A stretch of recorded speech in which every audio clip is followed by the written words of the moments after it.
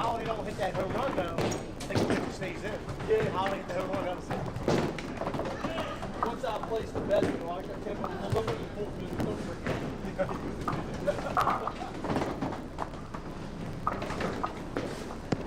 All right, Rolly, you're live. Welcome everybody to the Sunday finals of the Duckpins4Ever Triples Tournament. Since I can't bowl well, I'll be doing commentating for you all day today. The one advantage of running a tournament is you never miss a Sunday.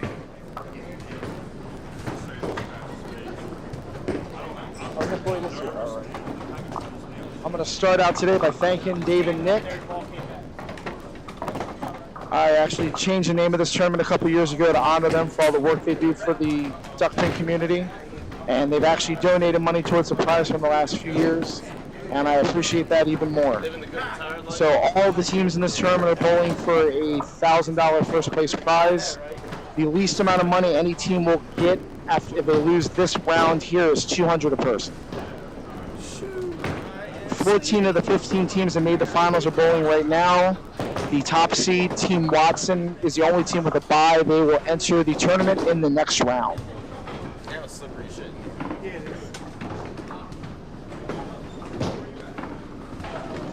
Ticket number 49.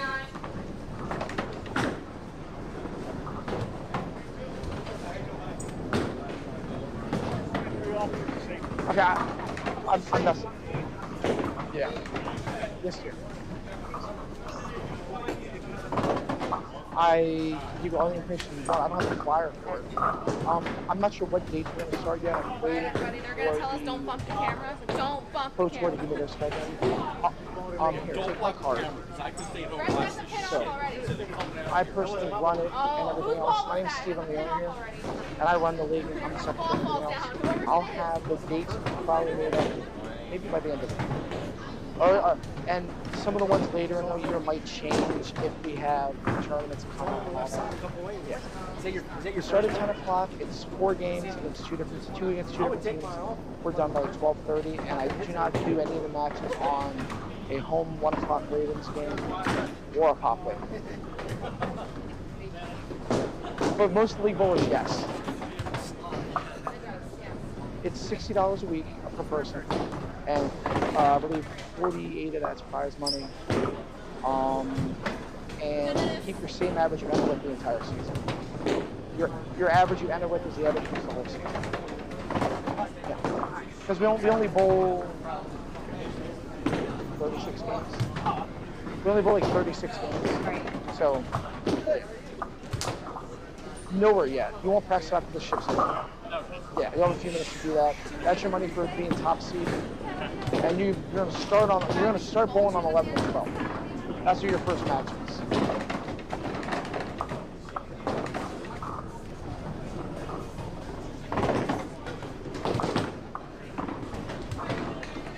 Yeah. No, not at all.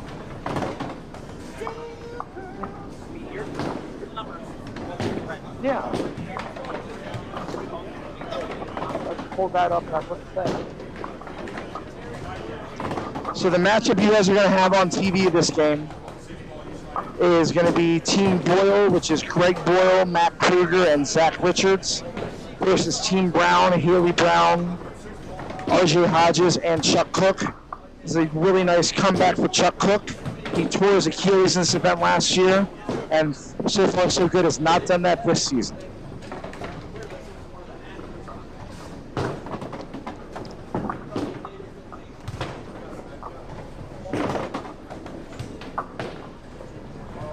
Need everybody. Is everybody here? Is everybody here? Good luck, guys. Who are we missing? Bestie. I don't know where Greg went. All right. You guys are ready? Go ahead and light them up and let's start this round. Good luck, high score, and have fun. If there are any issues or concerns, please come holler at me at the counter.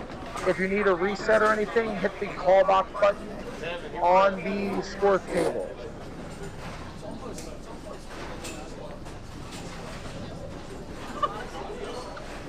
Man,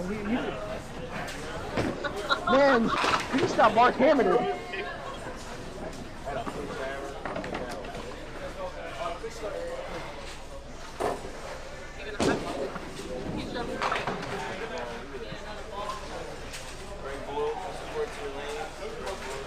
All right, we're going to start off here. I will be walking around during the game a little bit to check on other matches. There's 7 of them going on right now.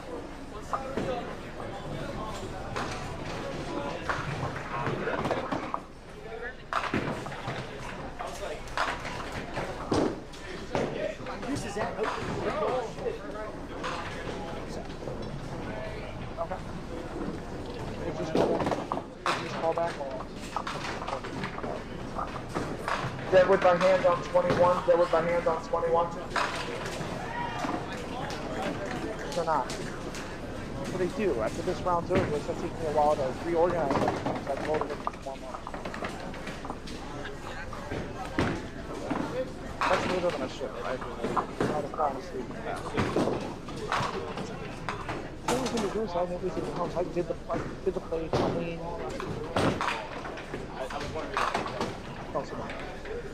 Right after you guys. All right, Greg Boyle up here shooting the Mixed League Special.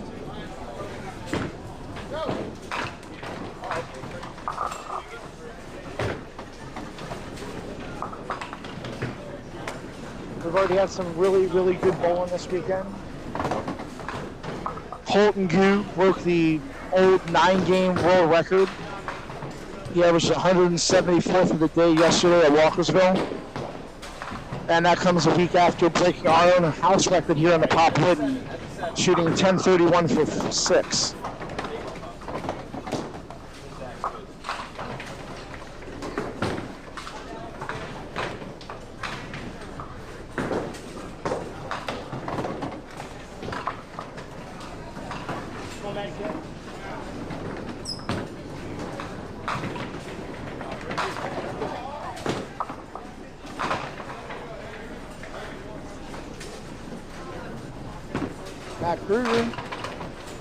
Oh, that might be the first good ball we've seen this match so far.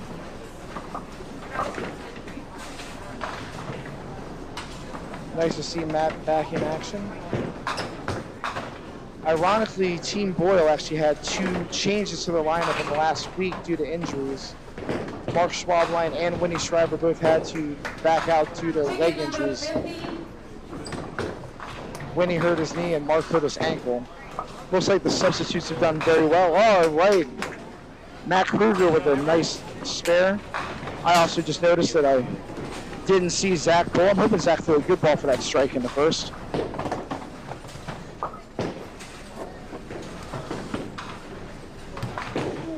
Ooh, very good try there. I don't remember the exact spot, but I believe this match is pretty close in terms of handicap.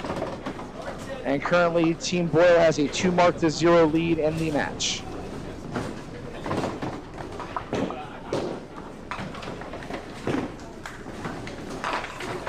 Oh, there you go. Kicking out the 10 pin for a nice little 9 drop on lane 17.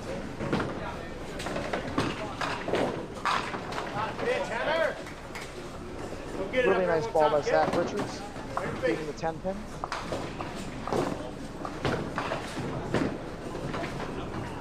Oh, just breezed by.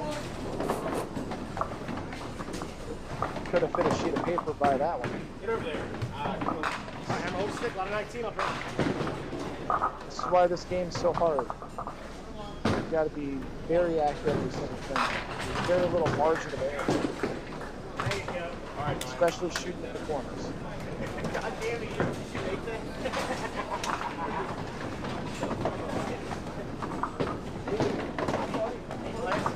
All right, you got Chuck Cook up here on lane number 17. Chuck actually has the house record here since we reopened. The 250 game. That ball was not the way I'd have played it.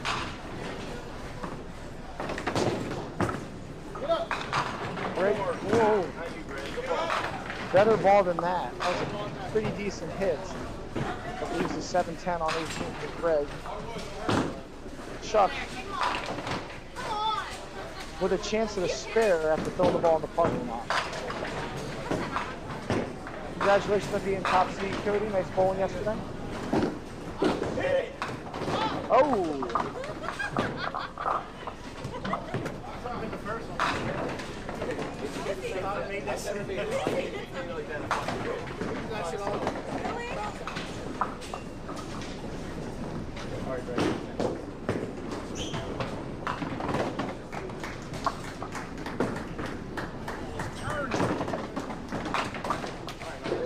Alright, we have dueling 9 boxes on 17-18. They went about it in different ways.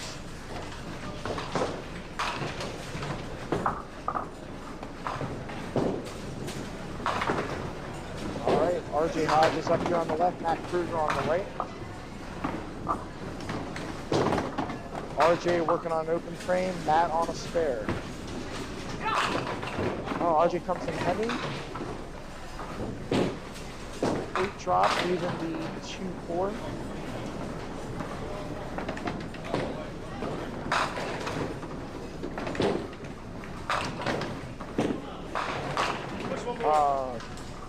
And Matt comes in heavy as well, but does not get away with it. And leaves a 3-7, which is a makeable break, but is going to take a little bit more finesse.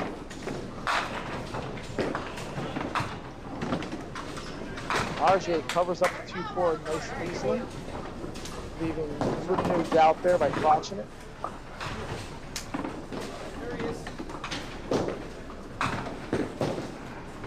Matt pushed out a little bit right. Right idea though.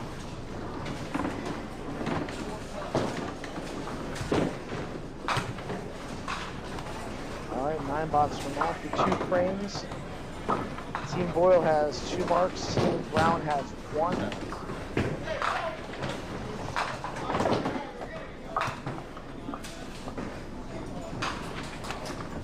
Zach Richards, oh, yanked that left. And left the bread line +1. Haley also pushed the ball a little left there, taking out the 4-9. Oh!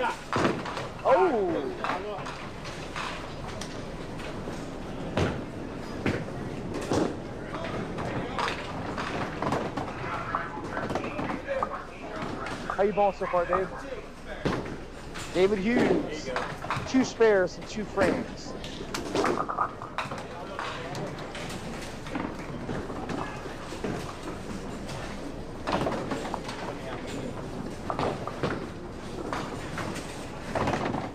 Greg Boyle up here on lane 17. Hopefully better results than last frame. He's very unlucky with the 7-10. And he gets pretty lucky on a light hit for the strike. See, there you go. There's your makeup call. Never feels like it, but sometimes they even out. Chuck Crow. Also a light hit. Oh, 9 and a wiggle. Some good bottoms here at Parkville Lanes. Here the sand moves.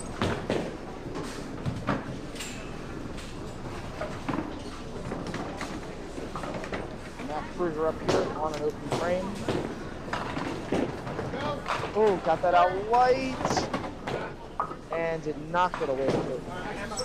He's got the left zigzag and the 10 pin. This is one of those frames where if you can get 9 out of it, you're going to feel pretty good about it. Chuck takes advantage of the light hit 9. And gets his first mark of the game. Covering up Greg's strike. Ooh!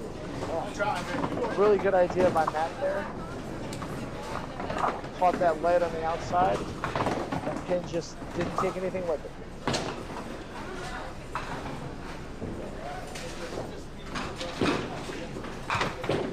Tough 8 box.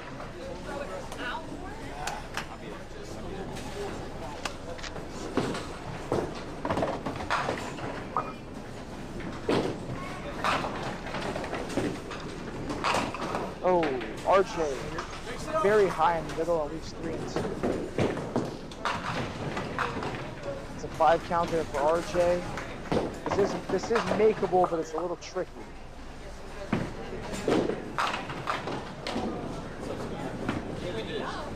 Oh! Great try for the 9. Left the 8 pin. That was a very good second ball by RJ there. If you look at the left of your screen, that was Tom Osborne making the 4 pin for the spare on lane Portsmouth. I'm gonna shout out Tommy and Megan. They just had, I believe his name's Tom Jr. a few weeks ago. Beautiful little baby boy. Mom and baby doing very well apparently. All right, Haley up here on lane 17. Oh, got that ball out good, right in there. Solid 9 for the 5 pin. 2 pin go over on Zach. Let me a little response.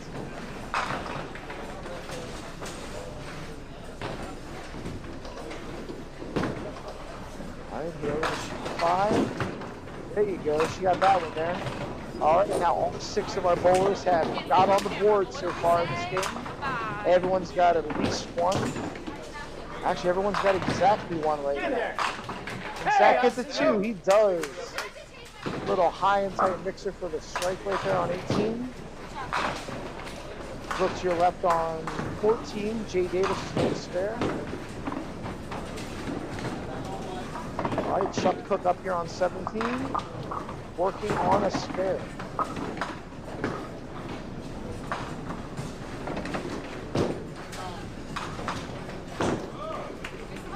Oh, I pushed it left and left a makeable spare break.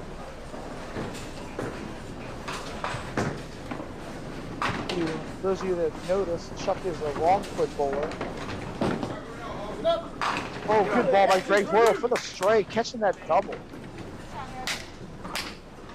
That could be very big. Thank you.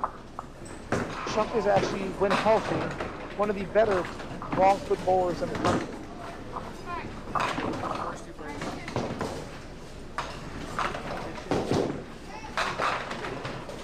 It's very good to see Chuck back there. Like I said earlier, he did tear his Achilles bowling in this tournament last year.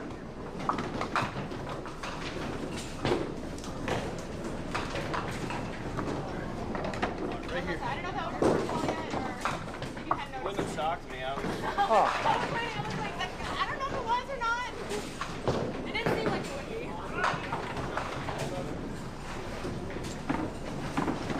All right, we got Matt Kruger up here on 18. Working on and open.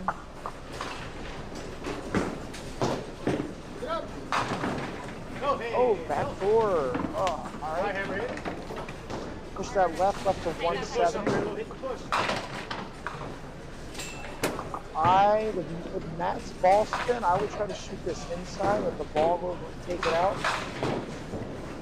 But I'm not bowling today, so don't take my advice.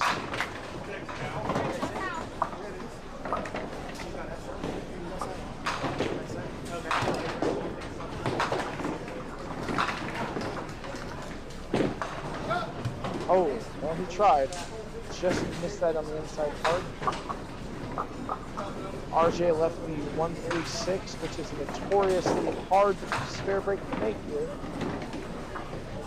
For some reason, it seems like you wrap around and leave the 6 pin quite a bit. Or if this is converted, you leave the 4 pin quite a bit. And I called it. Hitting that light doesn't work. Alright, Matt with a 9 box. RJ with a 10. Team Boyle has a small, I say about 20 pin lead right now. 4 frames into the match depending on Greg Boyle's counts. Haley Brown up here on a spare. All right. Back door? Oh no, we have Hey, I need Deadwood, please. We have Deadwood by hand on 18. Yes, I'm gonna shoot at that. Greg, Steve. First Deadwood by hand on 18. He's done with that. Are you? I should have backdoor strike right now. I should have a backdoor strike right now. That is insane. Matt had like 4 of them yesterday. Really? Hit him, slid. Should have been like 4 strokes off the slip.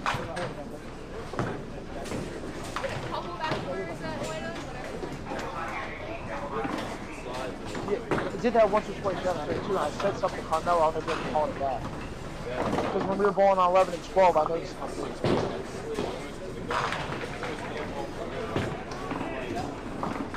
Alright, Zach has a 2 on his first ball. He has not yet thrown a second one. Haley is shooting a very condensed variation of the 1-3.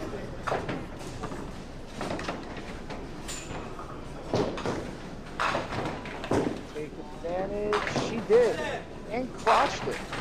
I made the 1.5. Never seen that shot miss. That was the 1.5. The 1.5. Shoot it.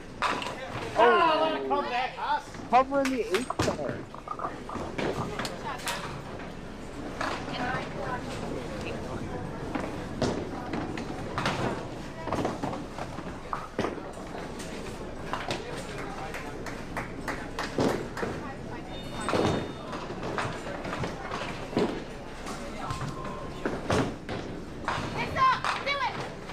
Ooh, Chuck mixing for the 9. Even the 5 pin. Good ball by Chuck. Greg Boyle up here on the double. This is a very pivotal ball here.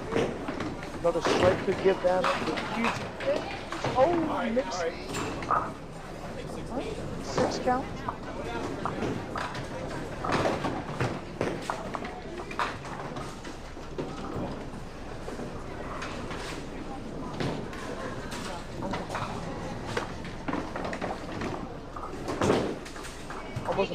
I'm not playing. I'm not using it. Yeah. But Chuck Cook with a spare. Greg Boyle shooting a 4-pinner up here on his double. So this ball is still another count ball.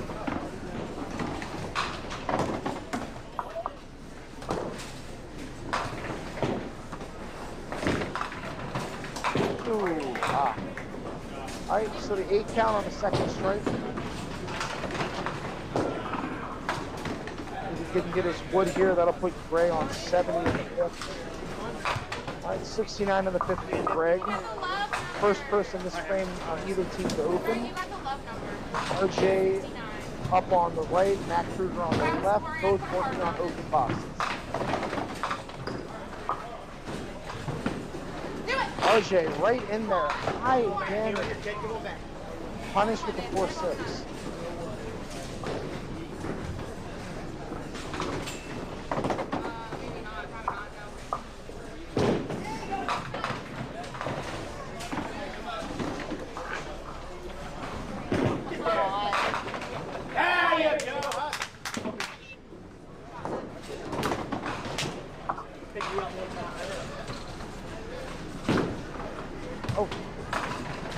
Matt with a straight, getting on the board. Each team with 2 marks this frame. Team Brown's going to need to get more marks than their opposition in the next couple frames to get back in this match. Haley can start it right here with a good ball. Gets it out to the left. There we go. Kicking out that back pin is big. That break just got a lot easier to make. Oh, Zach. Zach's been throwing a very good ball for the most part today, minus that 2 chop on a strike, which he made. Haley with the shot and blocked. Oh dear. Yeah, Zach. Yeah, Zach. Zach with the spinner.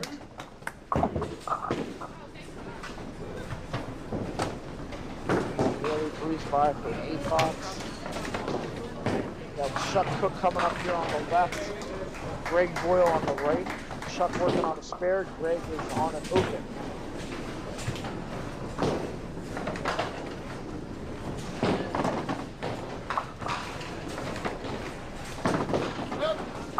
Oh, another good strike to Greg.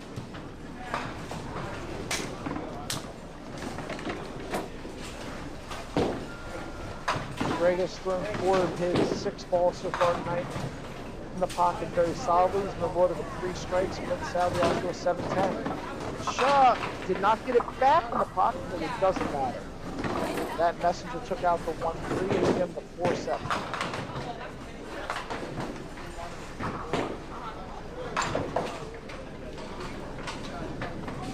Matt up here working on a strike.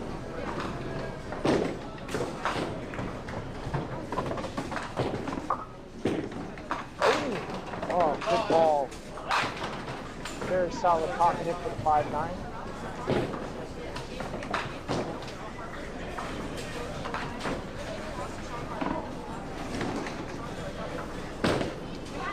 Shot. Ooh. That ball definitely ran on him a little bit.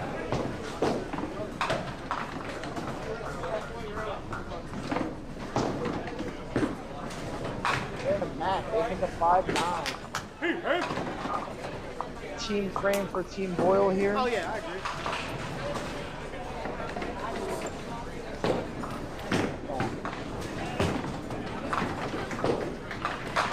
Chuck Coakley at $9. RJ needs to come up here and stop the bleeding.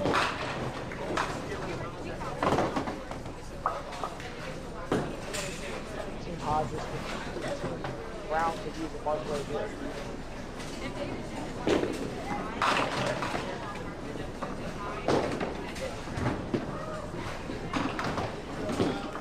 Oh, good ball. Oh. Very, very good ball by RJ there, at least a 10 pin.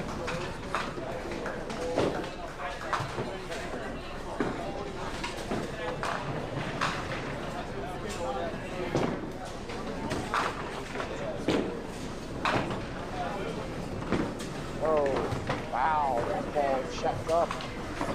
Coming out of his hand, I thought he had that. Team frame for Team Boyle, open team frame for Team Brown. They need to start marking. This could get out of hand a little bit here.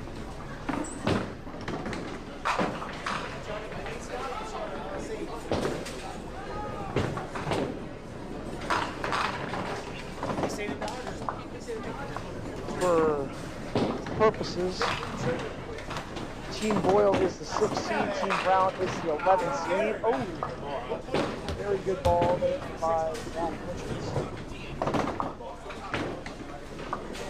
He's up to 97 in the 6th.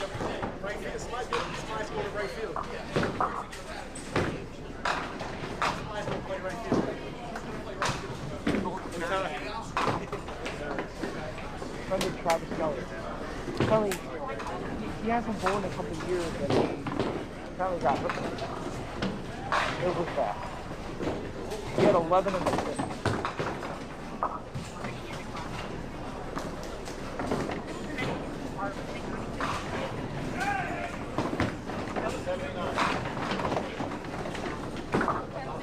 Get hit by a ball? I'll keep fighting.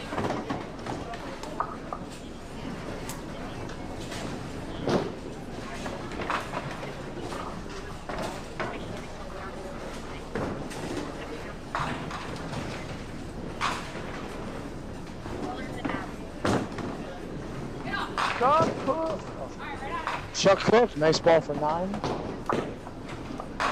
Greg Boyle shooting a little baby split here. Drifted into the hole.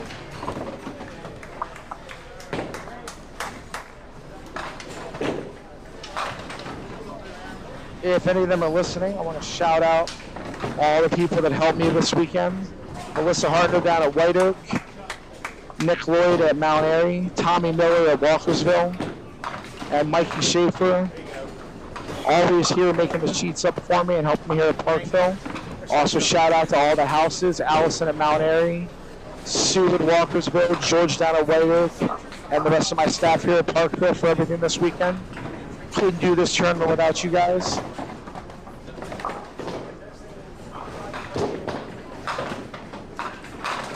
Oh, RJ, reading the rule book. Strike after the 9 miss. 7 frames too late. Shot, bro.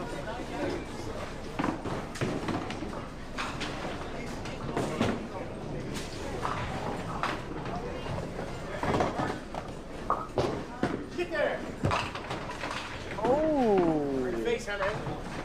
Hitting it thin, letting them spin. They're denying the lane 17 by Matt Kruger.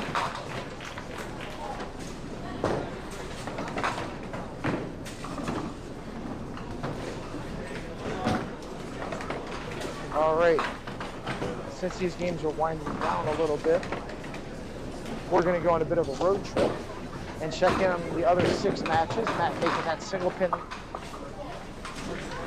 Looks like Team Boyle is in decent control of this match. Scooting down here to 25 and 26. We had the 8 seed Zimmerman versus the 9 seed Wheatley.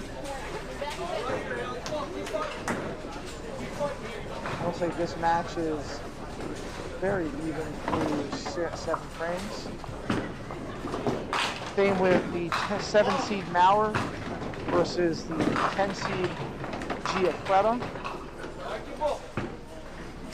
Looks like Team Maurer is a decent amount.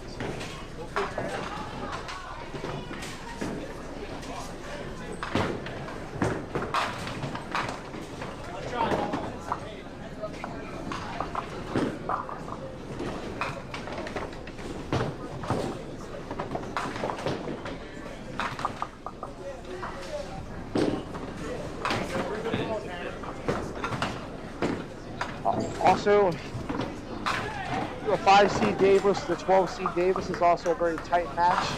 Seems like neither team really wants to win. We'll find out how that goes in a few frames. Almost all of our matches are at through 7.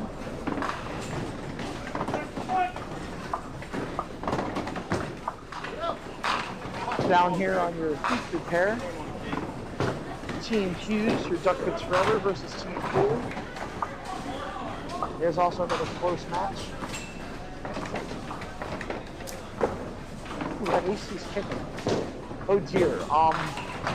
We finally have another not close match. The 3rd seed Capper and the 14 seed Bills.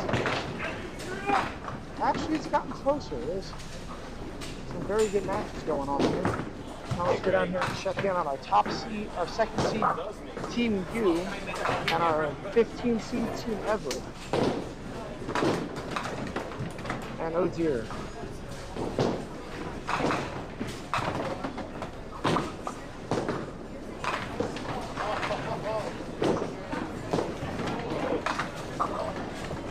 Looks like it's a relatively close match.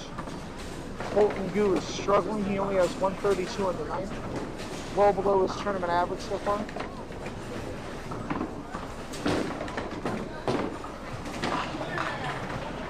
But most of our matches are actually the only match that's really not incredibly close is the match we have televised for you. It's only not perfect, definitely.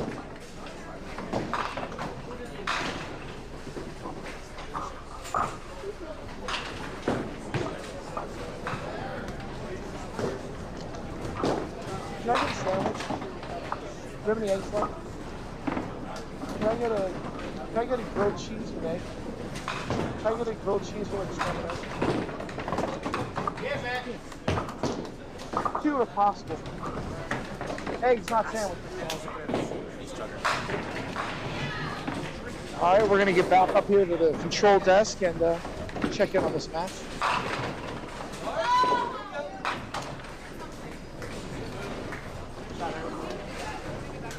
Here's some sheets in. It looks like 3 frames left.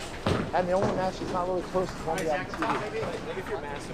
This is probably the least closest match. We're the 22 and the 8. I think it's real close. Colton's struggling. He's only got 132 in the 9th. 79. Oh my god, that'd be great. I'm sure when you did.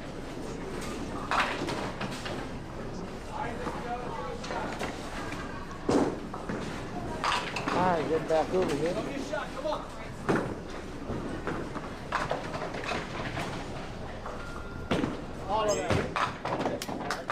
Alright, Zach with another spread. He's got a really good game going.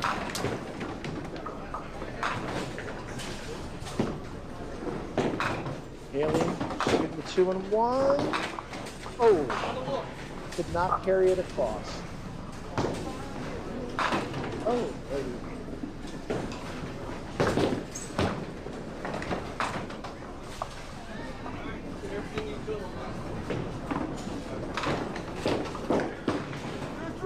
Oh, Greg Boyle, hustling up. Bounce it on in there, ass. All you gotta do. You're Parkville, just chuck it on in there.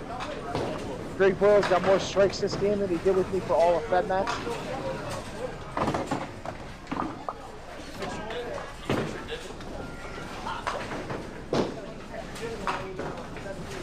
Greg, Hey, Chuck here.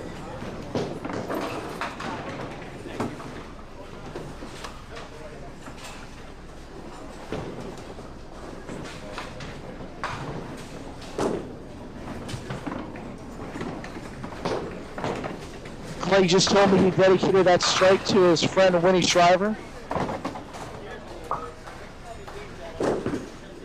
Oh, nice ball by Matt Kruger there.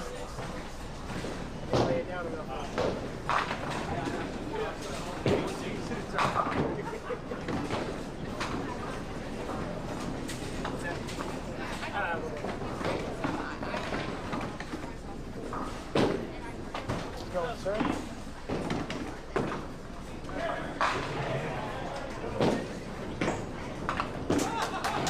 Oh, Matt just pushed by that to the left.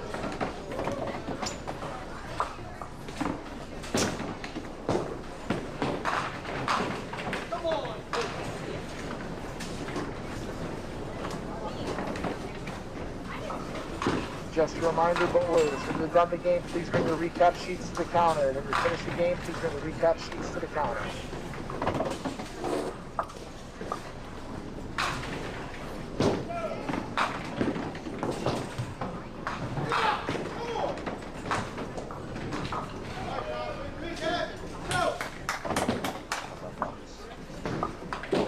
Still any better?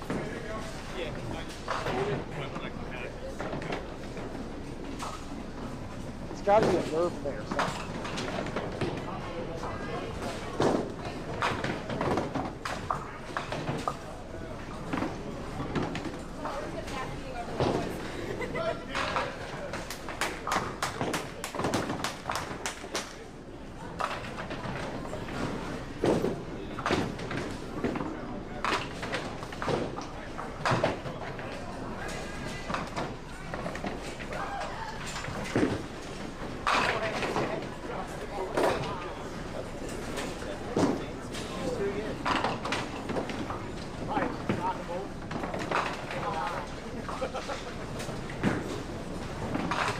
Alright, it looks like Team Boyle's in pretty firm control of this match. Tough one for Team Brown. Like, I know I'm Sean bullshit or whatever, but like, seriously, good luck. Like, you guys, I really hope you guys go out and do it.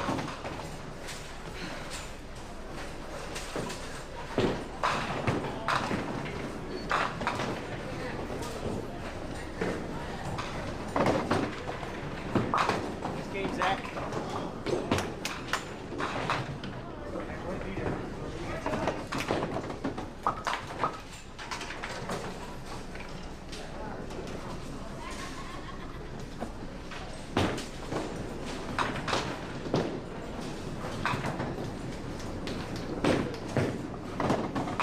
So like I said, all of the teams that fail to make it through this round do receive $200 back each. So they at least make some money on the weekend. This tournament was $130 a bowler to enter.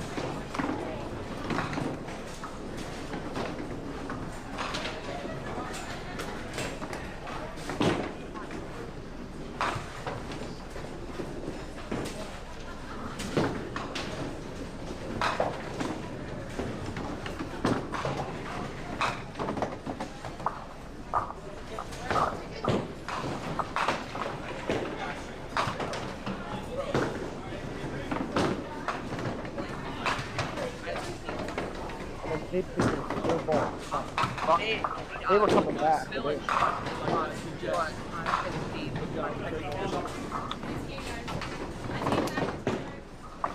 I'll put Boyle one by a lot.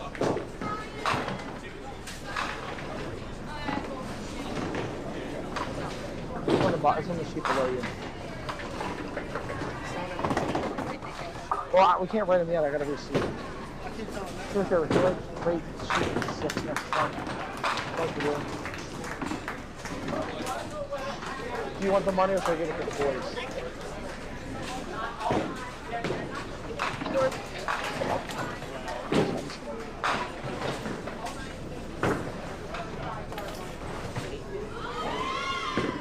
All right.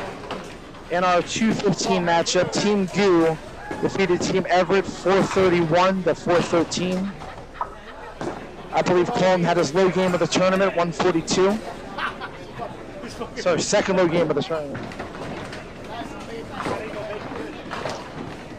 So they will move on and face the second lowest seed that is remaining.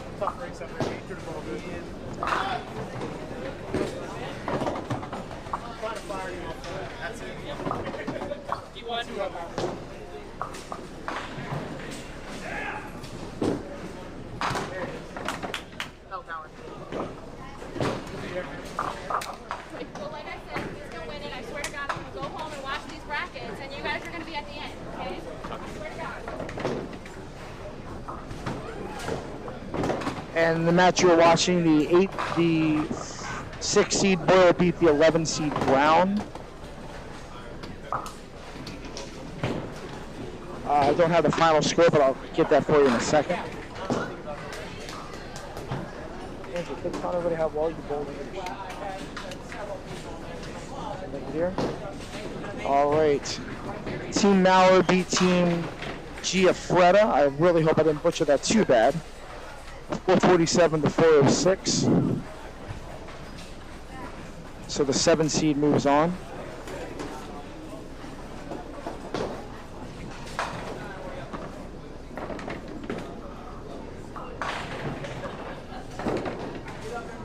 So the other matches are still ongoing and winding down. Brandon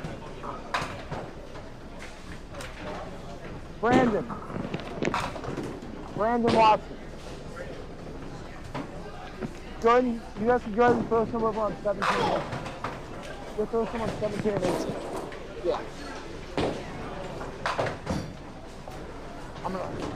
Because it's going to take a few minutes to reseed everything, and as I've gotten older, I've come to realize that if you're not that young, it's really hard to warm back up.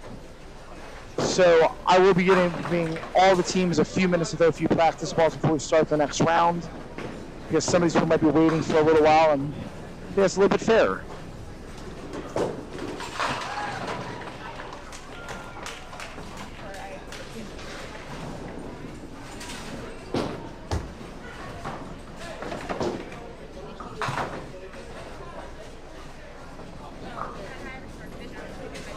I do, but I don't have all of the stats. I'm gonna verify it, and I'll see everybody. I'm gonna post a list and all that because they get money for.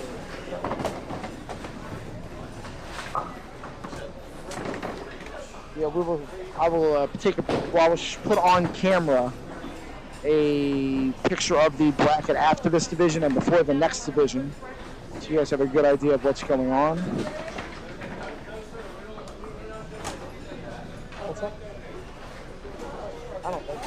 I'm not. I think Scott Walgamuth is walking around selling raffle tickets for Ravens games.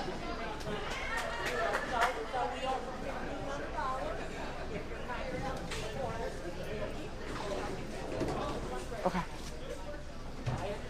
All right. Sadly, I'll have some company in a minute. Team Hughes fell to Team Poole 418 to 387. First upset so far of the bracket, the first lower seed to win. Oh, you're that four. Right. And in the 8-9 matchup, Team Wheatley won 411 to 358 over Team Zimmerman.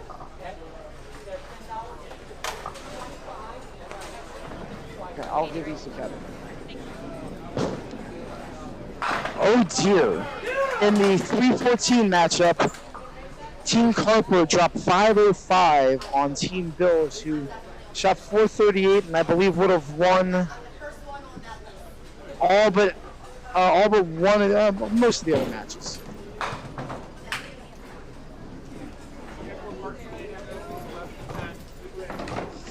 They had more marks than they had opens. That's a good thing, right?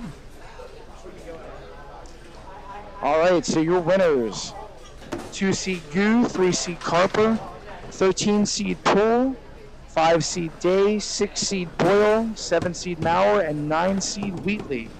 We'll now get the seeds ready for the next round, and then we'll have that going in a few minutes. Hi, Kevin.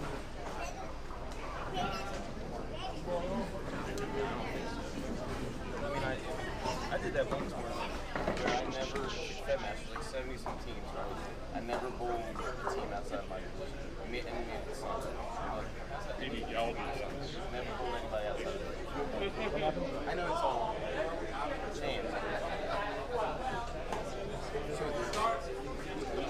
I also even. It's okay.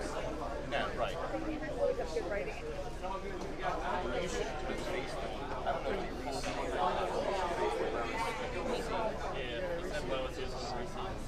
Oh, he's reseeding. That's what he told me last night. Hey, buddy. How you doing? Hey, how was Disney World? I haven't seen you for a while. We have all top 4 seats. So.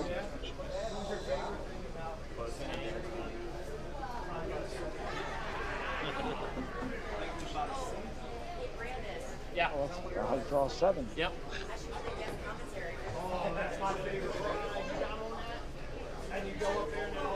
Our top 4 seeds all made it to the. Oh, never mind. Sorry. I can't see numbers. You survived, right?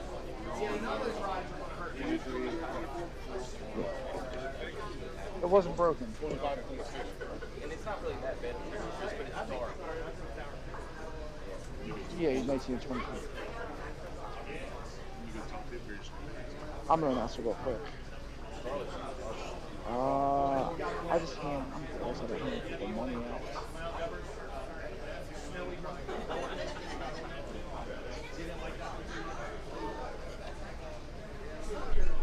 Excuse me. Excuse me. Camera's moving through. Camera's moving through. Excuse me. Camera's gonna go right here. All right, our second round matchup. On 11 and 12, we'll have the top seed Watson versus the 13 seed Poole. On 15 and 16, we'll have the 5 seed Day versus the 6 seed Boyle.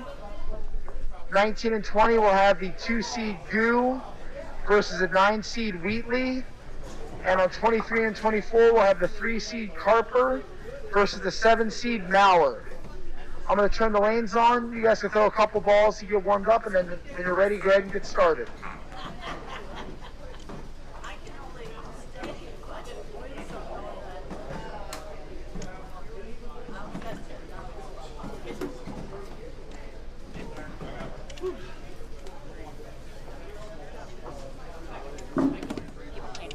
Yes, I can.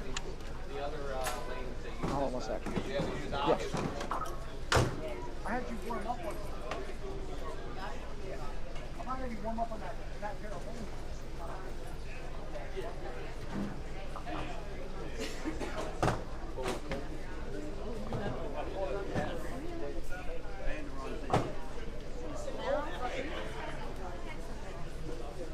I'll try not to run into your camera.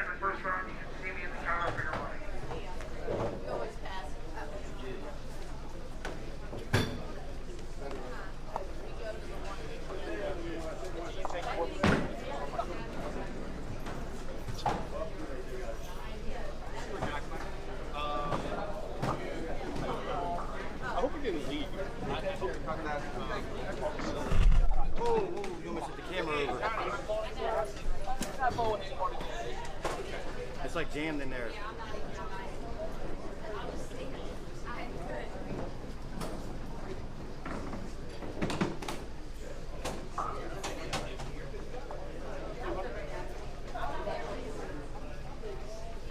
I might not picking that camera over.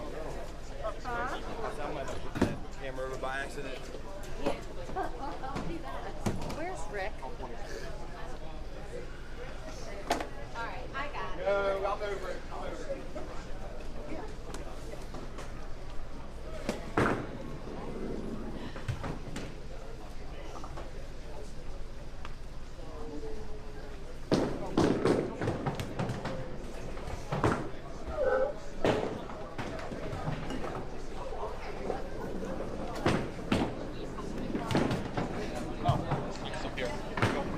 Oh, we've been talking this whole time.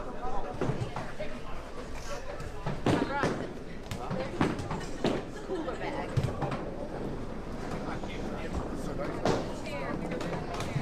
She's a big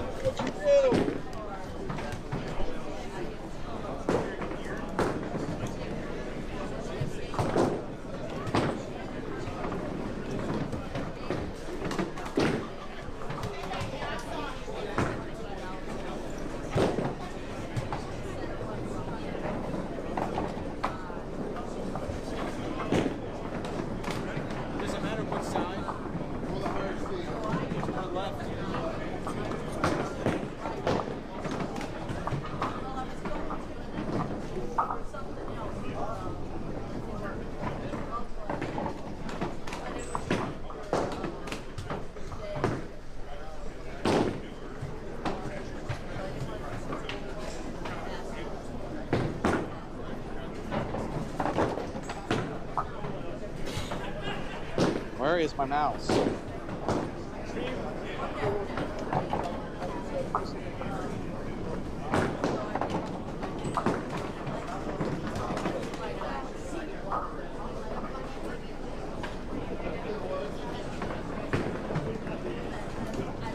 Ah, there you are. I wondered where you vanished off to. 1, 2, 3, 4, 5, and 100. 200. There you go. You're free. All right. Triple scoreboard gonna work? That's the wrong scoreboard. Let's try triples. How did it? Oh man. Oh man, that is not good. That is actually awful. I don't know how that got that bad. Ticket number 1. I don't even know if I want to waste my time trying to fix this.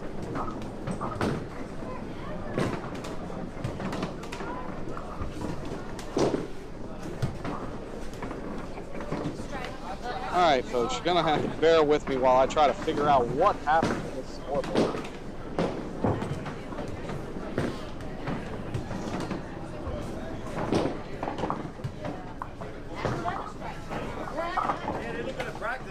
This might be one of those ones I have to catch up on by the time I get this going.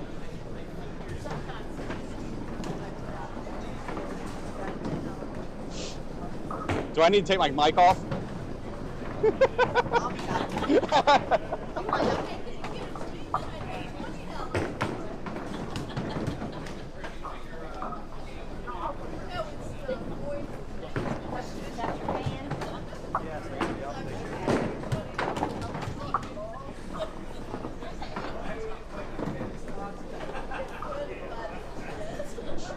Just checking.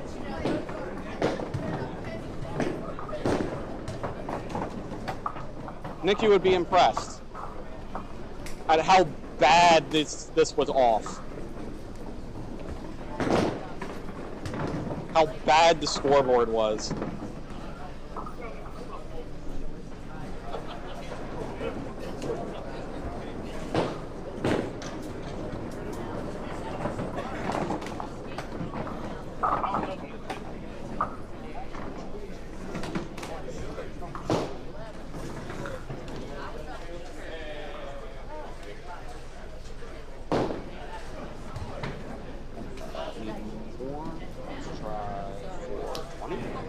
Ah, that was nailed it. 420 is always right, people. The sheet. I guess they have the sheet. You guys are ready. Go ahead and start the next round. Good luck, nice scoring. Here's your mic, Nick. Start talking. So I try to fix the scoreboard. Good luck, good luck. 1920. 1920. Yeah, I should know where to look. I mean, you can look there. Yeah, well, I don't know if you're going to have screens up or not. World record holder Colton Gu firing first in this quarterfinal match. For those of you trying to wrap your heads around the world record that Colton shot yesterday, for those of you that know about that, just think of Colton shooting a 521 set 3 times. For those of you that bowl your 3-game leagues and you know what you normally shoot at league, you know the 521 is pretty darn good. Colton did that 3 times yesterday. I'm gonna have to...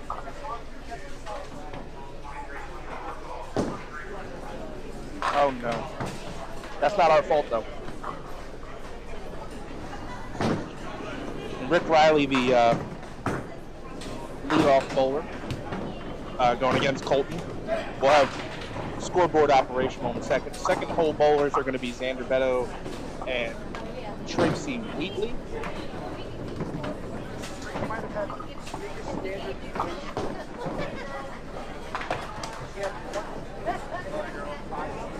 It's a 95 pin spread.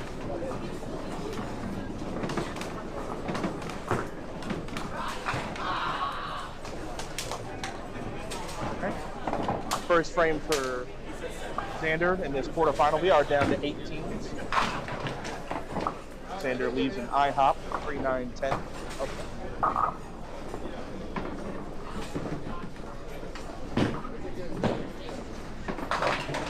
I believe the record for Team Gu yesterday was 7.5 and 1.5. And when you have Colton averaging in the 170s for the entire day, that's a very understandable record for a team to have. What's the team on the bottom? Team Wheatley. We're going to go with Team Wheatley. That is not spelled right. There is a H somewhere in there. WH. Yep, there we go.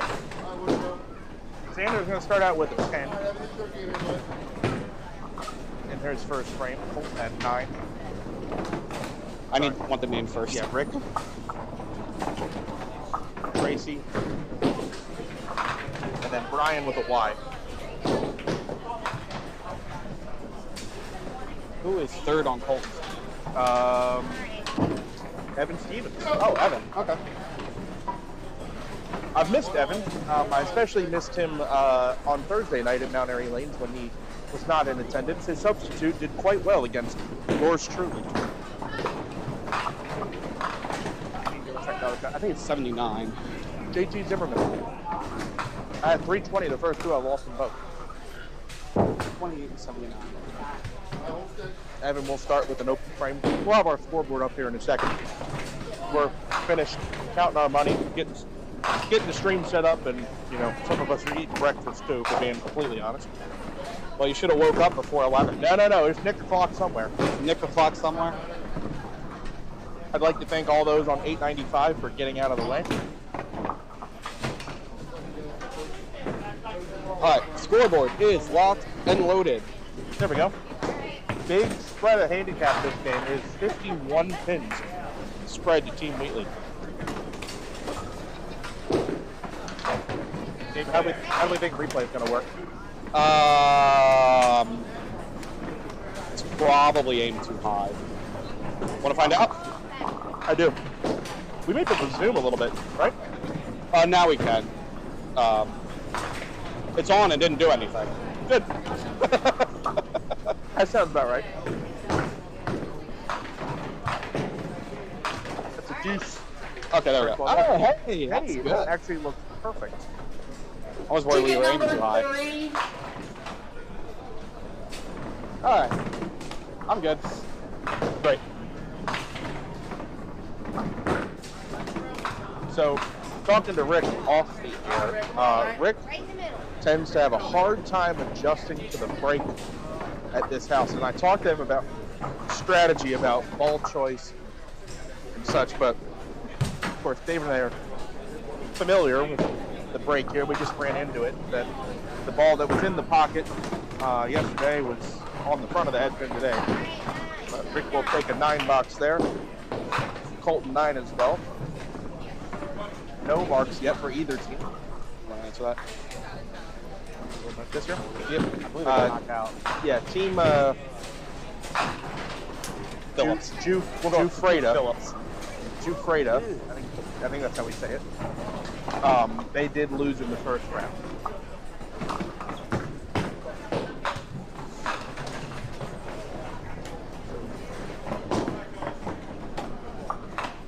Tracy on the 2-pin, her first ball. Your monthly Sunday special, Tracy. We won 2 in a row at one point. Yeah, it was back-to-back events on Duckpins4Ever. That was the, what was it? POA Star? No, I think it was the Sunday series at Greenmount and the Southwest Sunday. Ah, yeah. Tracy Wheatley. Back-to-back Sunday tournament series wins on Duckpins4Ever. And I believe the day Tracy Wheatley won was the day that Duckpins4Ever turned into a food podcast. They're talking to like Mike. We had one at Greenmount that was we were talking good. to Mike Schaefer about eggnog and sandwiches. Oh, nice pen. Of course, you can understand why I would remember such a beautiful broadcast. Thank you. It was quite the entertaining day.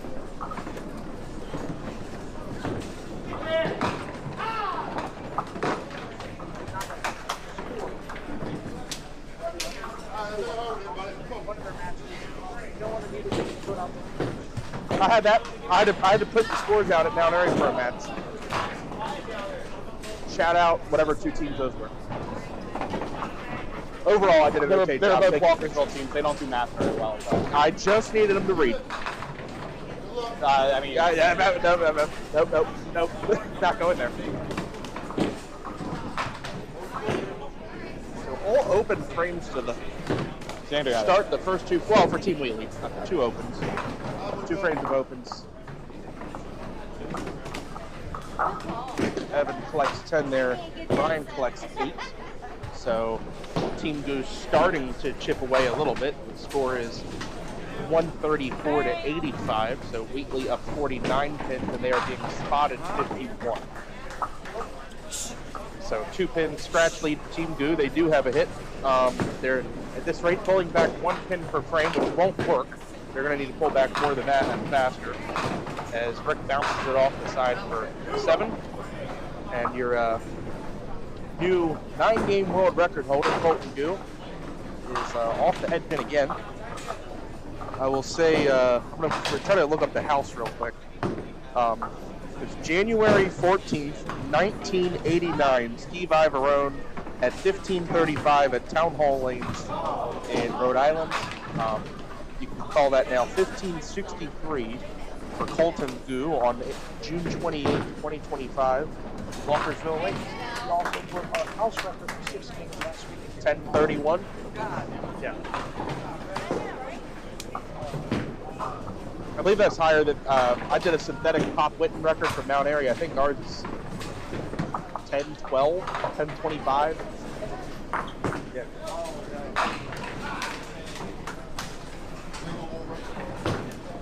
So, Rick did scoop in that 3-pinner to get.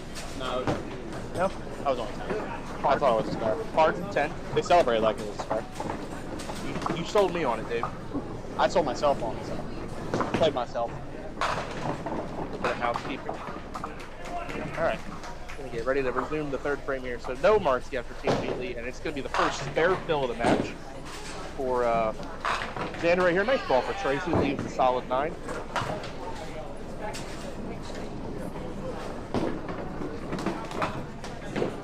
Here's the fill for Xander on the front.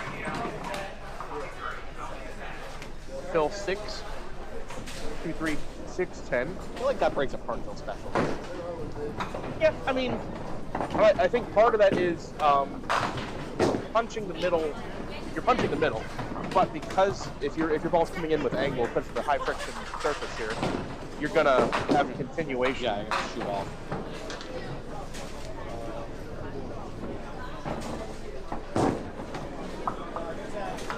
Tracy will collect 10.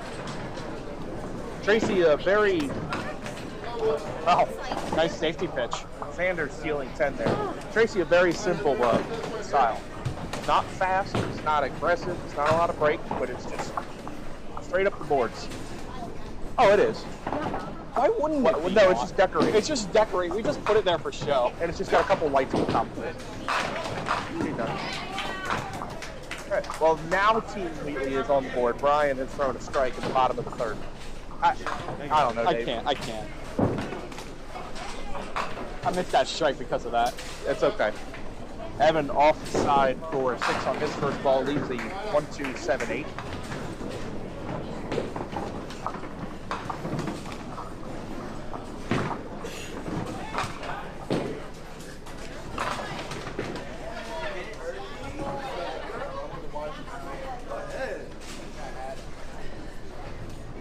Oh. Chris.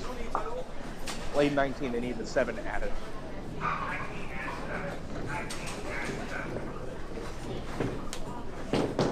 That's on TV and we missed it. I'm sorry. I didn't even notice that it fell over. It fell over, right? Evan's ball didn't bounce out of the gutter, right? Okay. I'm just making sure I wasn't watching his second ball. I didn't want to make sure I didn't miss that bat. I mean, we're very distracted right now. Yeah. I'm trying to figure out if the camera's on. I'm trying to figure out if the camera's on. The camera is on. Well, there was a point in time yesterday that it was not on. It's all weird stuff yesterday. Hope you enjoyed our 3-part installment of Shift 1 at Mount Airy. It was being weird. I saw that YouTube upload. I'm like, what the heck? All right, wash out. Not a washout. Multi-pinner. Evan picks the front off. And it is a 1-to-1 mark score through 3 frames. This is bad news for Team Goop. This is way better news for Team Wheatley as they actually outhold the wood in that frame. They're now up 164 to 118. That is a 46-pin lead. They're up ahead.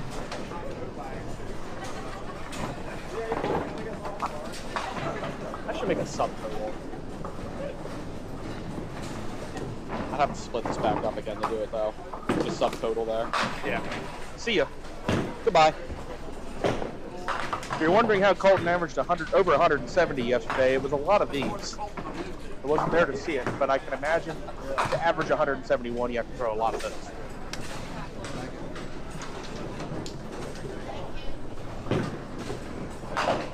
That's a neat one, Hoover.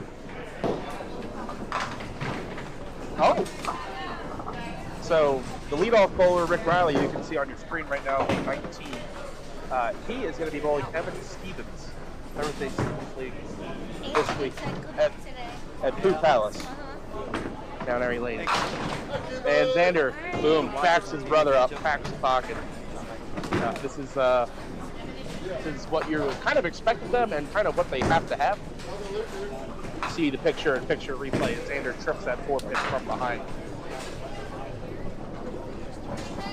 So, good start to the 4th here for Team 2. See if Evan Stevens can round it out for the star frame.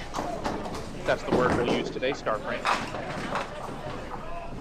Right, Dave? Star frame. That's not what we call it in Mount Airy. Oh, do I get a pitcher? Do I have to pay extra for a pitcher, Steve?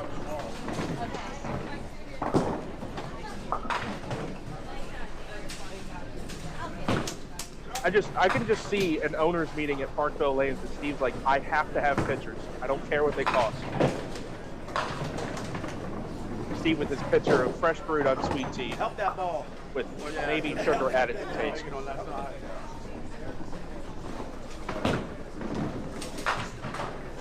Tracy in the 4th.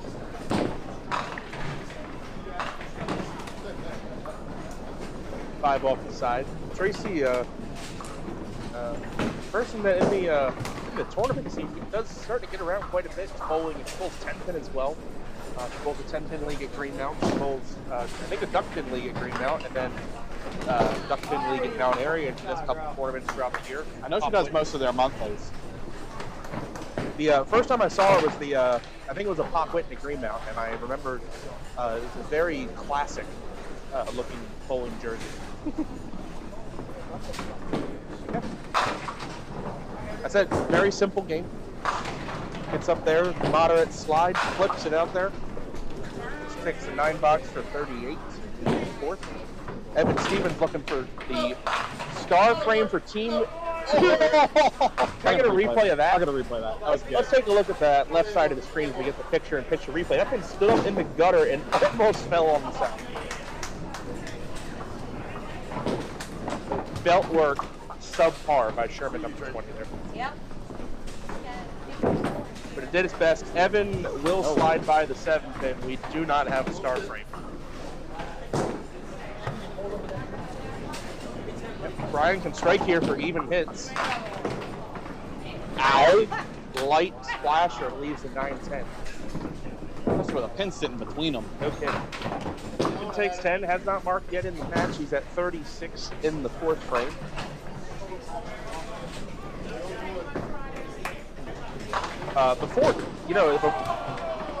Before counts, Team Goo is actually under their box in the 4th. Before the counts. Well, that's why you get counts. Yeah, but in the 4th, that is suboptimal, especially when you're spotting 51 pins. Your score through 4 is a 50-pin lead for Team Wheatley, which means Team Goo is ahead by 1 pin scratch. They are up 2 hits. They are both strikes, and they are being filled by Colton Goo and Xander Meadows. Plenty of opportunity for doubles or marks on the strikes as Rick goes tight in the pocket for the 3-pin. Let's see if Colton can throw the double. Off the side for the bread line. I'm going to zoom it in. Yeah, I like that. I'm squinting back here, David. Give me the zoom. As that ball zooms left on Rick. Again, I told you, Rick, be very honest with himself that he has trouble keeping the ball in front of him here, and he will also be honest with you that he has struggled to make the necessary adjustment. That ball just dives left on him.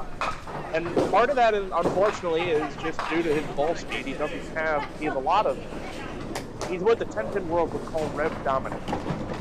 He rotates, he's trying to keep the ball flow. He rotates the ball well, he just doesn't have a lot of speed, so it really wants to run on him.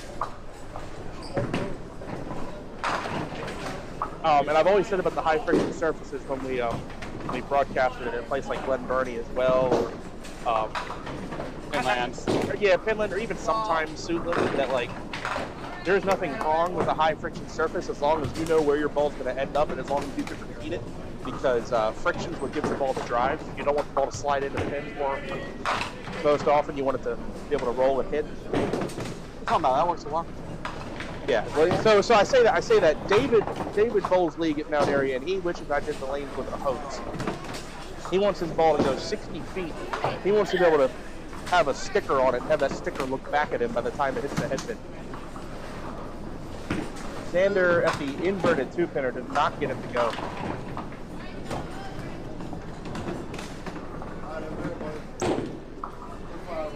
Tracy back turn on the 5. You can pretend it's the 48 score through the 5th.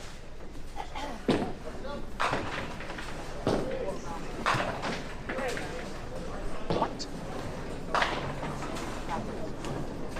So Steve is going to run a 10-foot oil pattern starting at the pins. No. That sounds terrible, actually. That's like, you know, when they have greenskeeper revenge in golf. Yeah.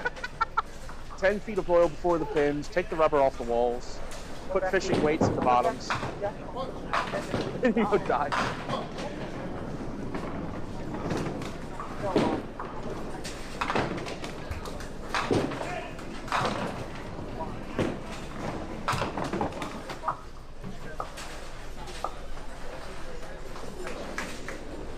Yeah, I mean, it's also could be like I can tell you, just at least the why behind the what at Food Palace, that it helps you avoid the ball marks in the laydown area.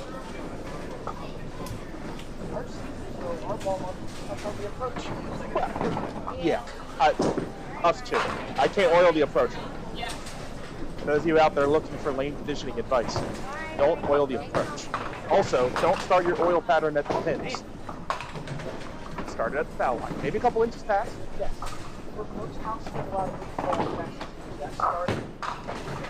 Foot.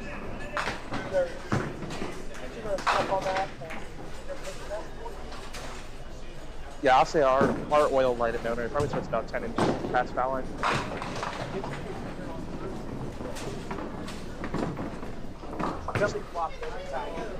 As you do. Rick right in the pocket that frame. I imagine he is not happy shooting 10-minute at this bowling center. He's going to have to really kill this out of his hand. Or better yet, he should probably shooting a house ball. Yes, but he should also, no chance. No chance. He should actually, honest to God, he should throw a house ball at that shot. I had a kid here in the Parkville Youth Classic, one of my youth bowlers. I actually had him throw a house ball as his first ball just to control the head spin a little better. Yeah. Right. Get it over there. All right, well, Team Goo has chipped into the handicap spread, but definitely not enough yet as Xander pushes through for the 2-2. Right now, the 9 and 10 boxes from Team Wheatley with the 8 sprinkled in have been more than enough. They haven't had a bad wood frame yet. Maybe. Tracy leads 10. See if she can show Rick how her ball roll will be a little better for making that. She is left-handed. Bonnie, Ken, good to see you two in chat. Yeah, that's a little distraction in front of us. But Matt, do we say vintage because of the mustache? No, just like early days of Duckpins4Ever. Matt threw a strike so good that the sweep had to operate for no reason. I do recall throwing a ball like that on TV last Sunday here and then falling apart. So gorgeous. Probably the best ball I've thrown on the TV. Tracy with a 9 box.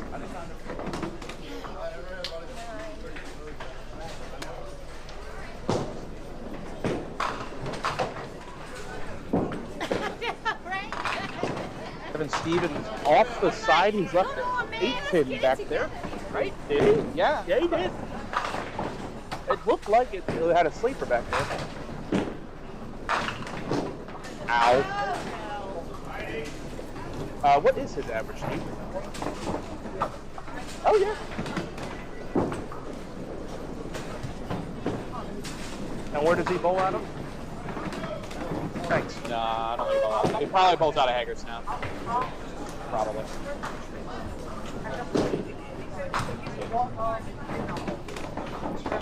That makes sense. Okay. Evan, no conversion. We'll take a 9 box. Evan with 9, Brian with 10. Your score is 253 to 218. That is a 35-pin lead for Team Goo. Hits are even. Team Goo has to pull back 35 pins in 12 frames. Why can we hold this? No kidding. Well, because we were doing this too. To be completely honest, we were pretty much this. Colton Goo with only 63 in the 6th. That's better. Absolutely nails. I can't map, but someone else would be happy to. Rick's gonna throw the ball. I can see it. Rick chucks it right, comes back left, and leaves a 3-6. Fair break. Good ball, Rick. Colton at the 7 pin. That is out of the gutter. Will not count. Elect to shoot the spot.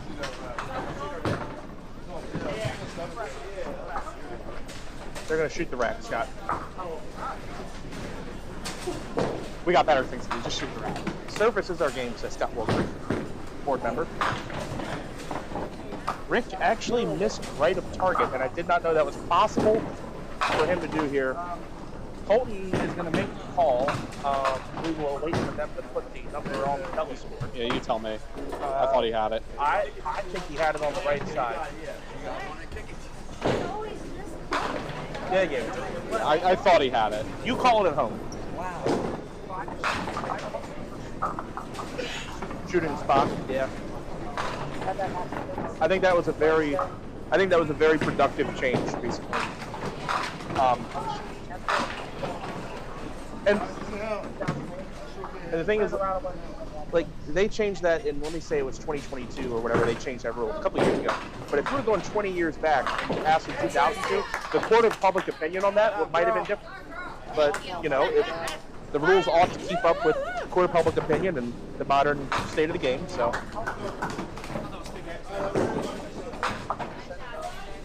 well, so shooting, you're allowed to shoot the spot, but if yeah, well, you can't shoot it out of the rack for a spare. You can't spot it for a spare either.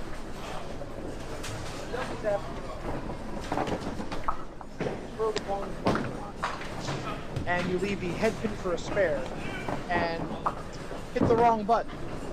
Why can't you shoot the rack for that on the second button? So valid question. The problem is the can of worms, because then like, Which pins can't you do? What pins can't you do? And I would say it almost. I wouldn't want to make a single rule for that one chance that someone backdoors just the head pin.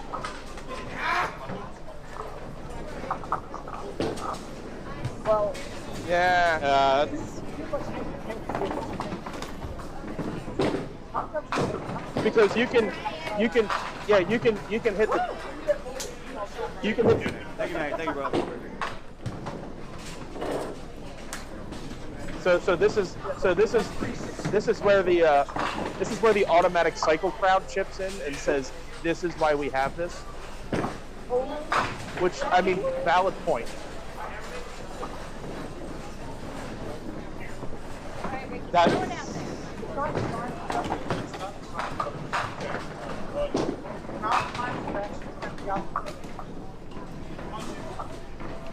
If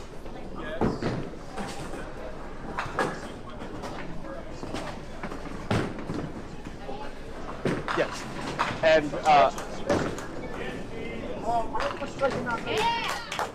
Rick Riley with the strike. that's starting to heat up on the bottom there. Yeah, no kidding. Holton just brought in the 1-8. I believe that was spare. That was. Yes, it was. So spare for Colton Goo. After the leadoff bowlers, it is 291-258, 33 pin lead for Team Wheatley, and Team Wheatley is up a hit. I will say the best thing that Automatic Deadwood did bring is that new rule for when a pin falls. Yeah. It's not no longer when you press the button, it has to touch something. Tracy, 1-5 clean, first ball after the strike.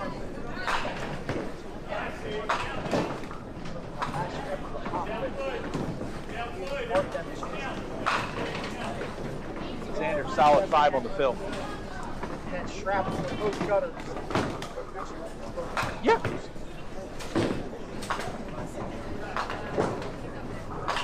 What's up?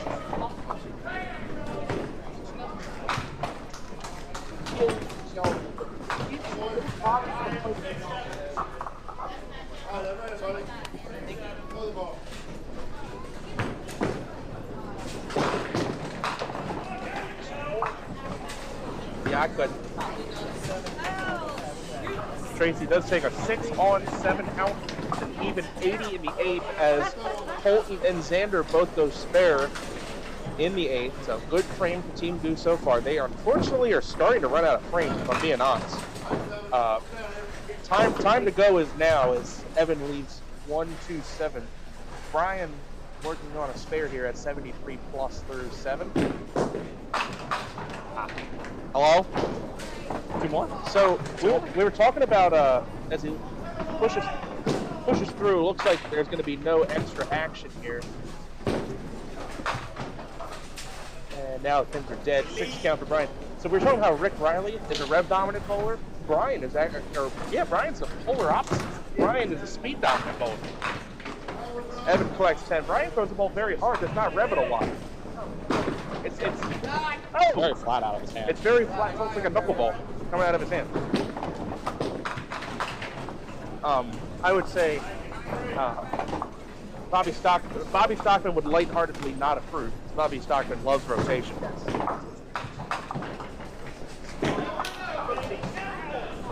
Yeah. I mean, classic ball for the spare. You want to control the break, but See, a lot of Canadians when they come down here, they'll throw classic second balls. Yeah, it's a soft roll duo. All right, we are finished the 8th frame. 318 to 287. Team Wheatley up 31 pins. They are down 1 hit, but Rick Riley can double here. off the side for 7. I don't know. We were at Mount Airy. That could have gone, man. Colton's got to fill this frame here. Ball. Rock solid 5. Let's see if it gets off the lip. It is on the. It's too far. It is on. Well, it's on the lane right now. If that gets off the lip, and That's like a mile forward. you sure about that? Yeah. I physically look. Okay. Thanks, Dave. It's at least 3 feet in front of it.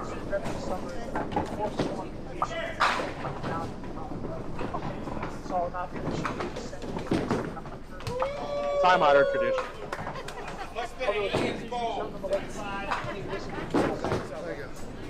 If we what? Yeah. No, we got enough moonshine at Walkersville. We'll serve it off center. Give people And liquor board. I didn't say that. Yep. Nope. Okay, I think he has good.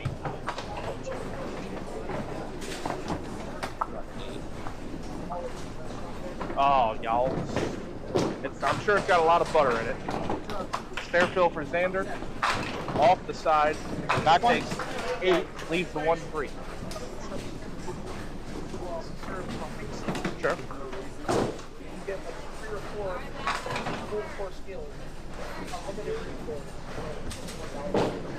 Sign me up. All right, Team Q making a run here. Xander gets 2 pinner. 2 hits so far in the 9th. They're gonna need Evan to chip in. I don't know if this comeback is gonna complete without Evan chipping in. As Tracy takes the 7 pinner. Bit of a head shaker there. We'll give it the replay. Thank you. Again, very simple game. Tracy left-handed, just kind of flips that ball out onto the middle of the lane, straight up the boards. Gets the spare. Here's Evan in the 9th. In the pocket. 5 and 10 down. Bottom of the 9th, Evan Stevens breaks up the no-hitter with 2 outs. It is a star frame in the 9th for Team Goo. We've got a 10-frame finish coming at you. Yeah, it's almost about even right now. Just got an even game. Brian, a little defensive bowling, maybe. One more? Trips the 8, leaves a single 7. If Brian gets a spare here, we're looking at 355 to 334. It would be a 21-pin lead for Wheatley. They would be down 1 pin. There was not much going on in this game. 3-6, but it heat up. Nope. Fast. This is an important spare here. And Clyde by Team Blue is going to have a 2-hit lead down 20 or 21 pins. You can call that a tie game. It is. It is going to be 355 and 1 hit to 334 and 3 hits. 21-pin lead for Team Wheatley. They are down 3 hits to 1. So Team Goo is still going to need to outmark Team Wheatley in the 10th. They need good counts. Colton looking for a full count here in the top of the 10th. That's not a mic. So a reminder that any of the teams that fail to get through this round receive 250 at the bowler. The winners are guaranteed at least 400 at the bowler. Strike for Rick Riley in the 10th. He's hit lane 19 the last 2 times. Anything for the hundo. Gets to triple digits. Colton at the 610. He counts 8 on his spare in the 9th. Wants to have it, and he's got it. Colton will be 120 and the ball. Colton's lowest game yesterday at Wilkersville, 131. It's a max of 130 here. By the way, if you take, not that you're allowed to do this, but if you take Colton's low game out, the other 8 games break the 8-game record. All right, here is the second ball of the 10th for Rick Riley, trying to drop it in there again for the double. He's got a chance. Solid 5. Colton for a potential 130. And there it is, 130. Goodbye, Colton. goodbye, Marks out. 15 pins. Game of the weekend. Very nice. Rick Riley finishes with 108. Colton with 130. It is a 12-pin lead for Team Wheatley. They are down 1 hit. So Team Goose still needs to park. Here is the spare fill for Xander in the 10th. Colton imploring that ball to get up. Doesn't quite. It's a 5-7 for Xander. Tracy also working on a spare fill here. She made a 7-pinner in the 9th. only two. Yikes. Xander is licensed to go aggressive here. Oh, are you kidding? Are you for real? I am Xander and I am strong. Pops the 5 out of the pit to make it. Tracy gonna shoot the 8-pinner. Almost caught the heads in there. Xander with a good count here can take the lead. Team Goo. 2. 141 for Xander there at 382. Team Wheatley is going to have a narrow lead of a minimum of 1 pin headed to the 10th. But Goo is up hit. Tracy's wood ball is going to take all 3 pins to shoot 102. It is a 4-pin lead for Team Wheatley. Team Goo is up ahead. The one hit they have is down to Evan Stevens, the anchor bowler, who only has 83 in the 9th, but is working on a strike. Anything can happen here in this 10th frame. We'll mention that if Duckpin Magic, if they end up tied here for some reason, we will go to a 1-frame overtime, 2-frame overtime, excuse me, tournament director, overall deal, 2-frame overtime. Evan Stevens for the double. He's got it.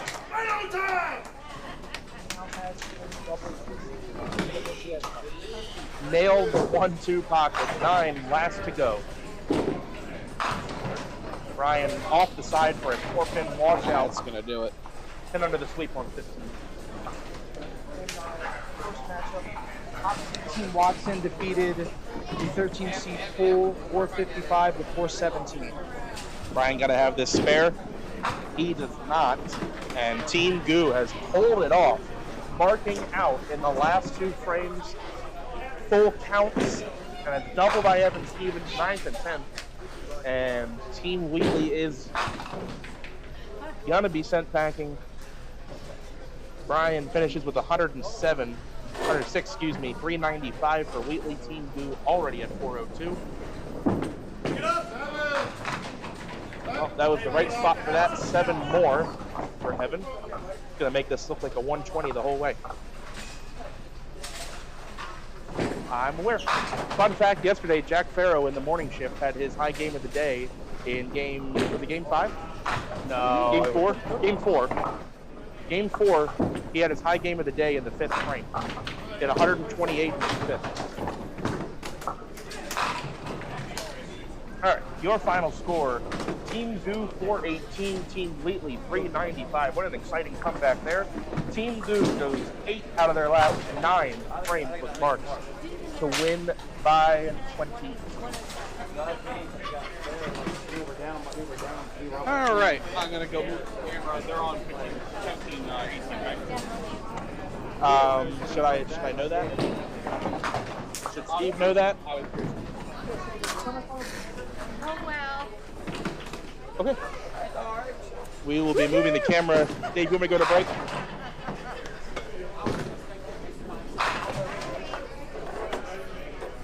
Our studio.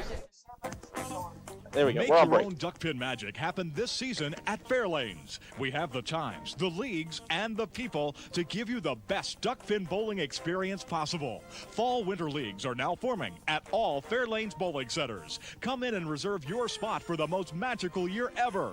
Get in on the fun, the excitement, and the action of duckpin bowling. There's no trick to it. Just visit any Fair Lane center and pick the league that's best for you. You'll enjoy the experience. We guarantee it. It's exciting, it's entertaining, it's challenging, it's fun. It's Duckpin Magic. Duckpin bowling is lots of fun for the whole family. There's no need to be an expert. Duckpin bowling is easy to learn, but it's the challenge that'll keep you coming back. Even little hands can control the ball in duckpin bowling. Join a league or we'll help you start one. And with duckpin bowling, there's more bowling for your buck. Discover duckpin bowling and you'll discover Duckpin Magic at any of these locations. Hello, we'd like to clear up some misconceptions about duckpin bowling at Fair Lanes. This is a duck. This is a duck pin. Note the absence of webbed feet. This is a flock of ducks. This is a flock of duck pins. The object of duck pins is to hurl 3 balls, bang, bang, bang, and knock them all down. Exhilarating. The object of ducks is to, well, to be ducks. Now you may proceed to Fair Lanes, where quite sure you'll find duck pinning everything it's quacked up to be. Sorry. It's exciting, it's entertaining, it's challenging, it's fun. It's Duck Pin Magic. Duck pin bowling is lots of fun for the whole family. There's no need to be an expert. Duck pin bowling is easy to learn, but it's the challenge that'll keep you coming back. Even little hands can control the ball in duck pin bowling. Join a league or we'll help you start one. And with duck pin bowling, there's more bowling for your buck. Discover duck pin bowling and you'll discover Duck Pin Magic at any of these locations. Break the cycle of boredom at Highland Bowl. Duckpin bowling at its best. Highland Bowl features disco ducklo bowling, bumper bowling, leagues, and more. Plus, Highland Bowl can host your next birthday party or corporate event for even more fun. While you're there, enjoy delicious food and drinks from our snack bar, or have fun with your friends at the arcade. Highland Bowl in Hartford offers unlimited games up to 2 hours, just $7.99 per person, including shoe rental. For family fun, it's Highland Bowl on the Hartford West Hartford line. Updated hours and more info at cthighlandbowl.com. Spare no fun and throw a strike with your child's next birthday party. Come on down to the Duckpin Bowling Lanes at 1465 Barnum Avenue in Stratford. Our courteous and attentive staff will take care of the details so you can party with the kids. In the Rock and Glow Room, lights and music will give the birthday boys and girls memories that'll last a lifetime. Adults will enjoy our lounge and break a sweat knocking down some pins. Call to reserve your lane now. It's exciting, it's entertaining, it's challenging, it's fun. It's Duck Pin Magic. Duck pin bowling is lots of fun for the whole family. There's no need to be an expert. Duck pin bowling is easy to learn, but it's the challenge that'll keep you coming back. Even little hands can control the ball in duck pin bowling. Join a league or we'll help you start one. And with duck pin bowling, there's more bowling for your buck. Discover duck pin bowling and you'll discover Duck Pin Magic at any of these locations. Duckpin bowling, reach for the sky. The ball's in your lane. Make the ducks fly. Keep the ball rolling out, give it a try. Little ball, big fun. Reach for the sky. 3 balls to play. Make the ducks fly. Keep hitting them like that and you'll be eligible for NDBC awards, like these. The Congress recognizes many accomplishments. Sanctioned bowlers at all skill levels earn these awards on a regular basis, and this national trophy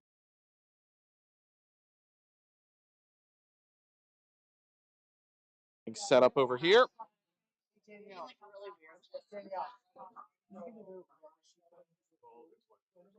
All right, so we'll have Team Watson versus Team, what did I write down? Boyle.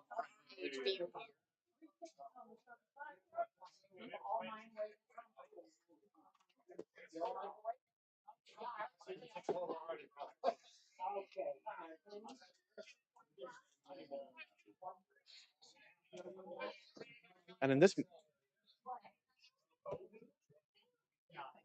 everyone give Nick a second. He's watching himself.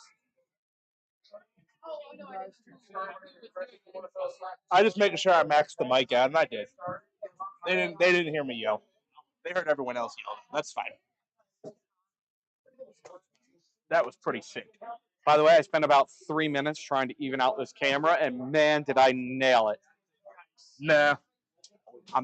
Look at this. You're off. I'm off? You're off. No, I'm taking you off. No, you can't. What is this scoreboard cropping here? Look at the lines. Oh, they don't even line up. Nick, I'm canceled. It's been a great. You're about to be worse than that. By the way, they've already started off. All right, let's see if I can. They already started with a blank telescore, I guess. Maybe they're throwing balls. I guess they're just throwing balls. I thought they started. Yeah, because that's Cody and Brandon up there.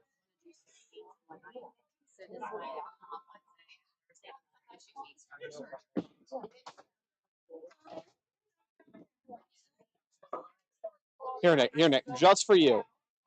I would do this literally for nobody else. Do you guys want these? Beautiful. Oh, I'll take them. That's beautiful. Thank you, Melissa, for your donation to Duckpins4Ever. It's not always a monetary donation required, but Melissa's donating chicken tender and french fries. All right, I got that on. See if I can spot the handicaps here. Oh, thank you. Team Boyle gets 38.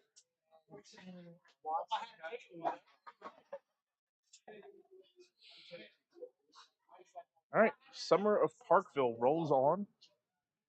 Oh, it's like it never ends. Yeah. Season 3. Tell me about it. Episode 2. It is the Duckpins4Ever Triples.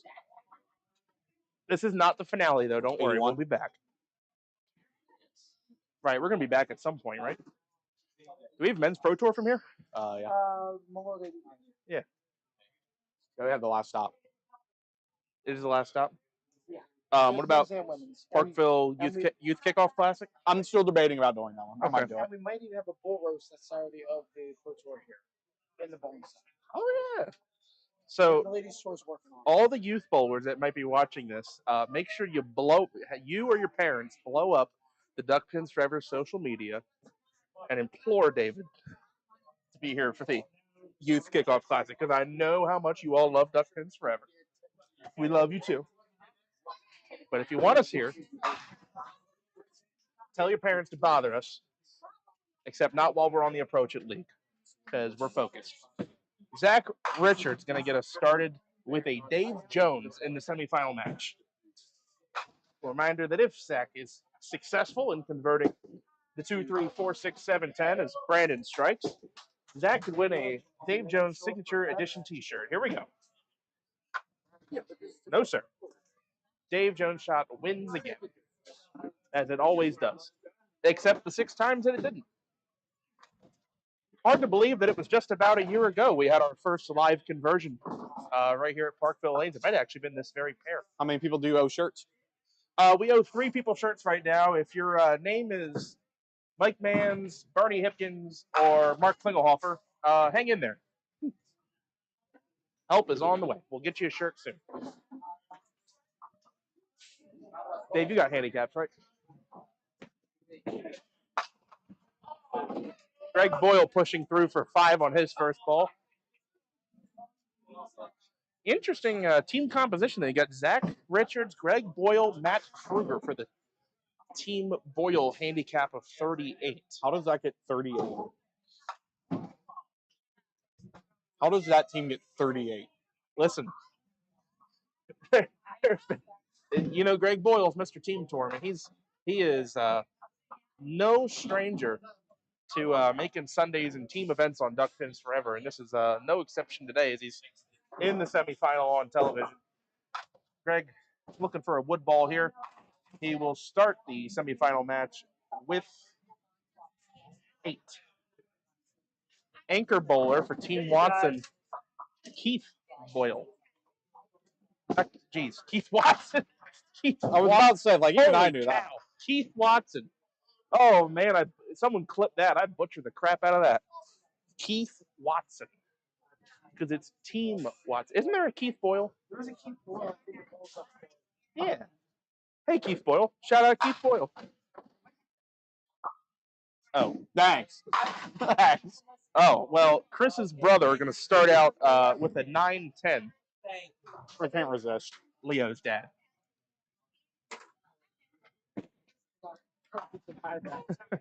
Let me. Spare? That is a spare for. We'll just go with Keith. Can I check on that?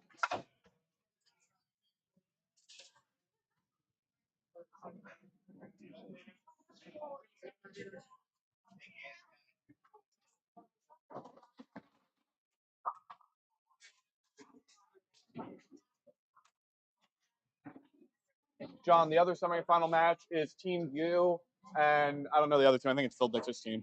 Team Carper. Carper. All right, can somebody up north, if Ken Thomas is still watching, Keith Boyle used to bowl at Johnson's. He won a doubles event with Paul Groves. Can someone tell me if Keith Boyle still bowls so that I can at least try to save face here?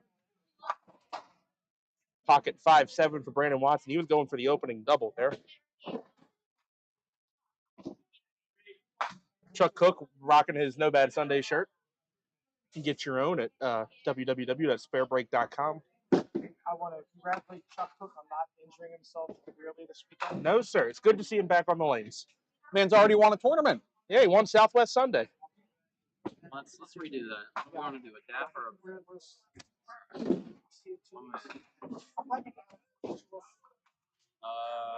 Wednesday to Saturday, but Wednesday to Friday morning and then Saturday nights. I do the cod. What did Zach have? So maybe walk. Steve, well run, dude. Appreciate you guys bowling that. You guys are put a team in for 10 pin for Greg Boyle. 5-man tournament here at White Oak. Yeah, I'm sure that Barry will do. Thank you for participating. Duckpins4Ever event. Flyer out.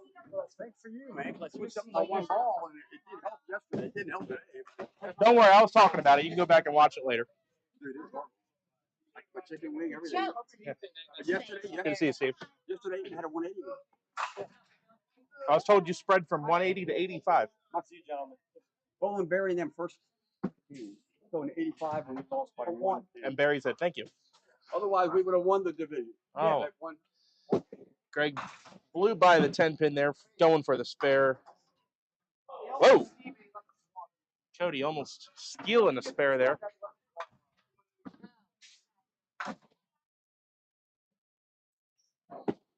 Greg will collect the 10 box for 18 through the second. Cody a 9 bucks, 19.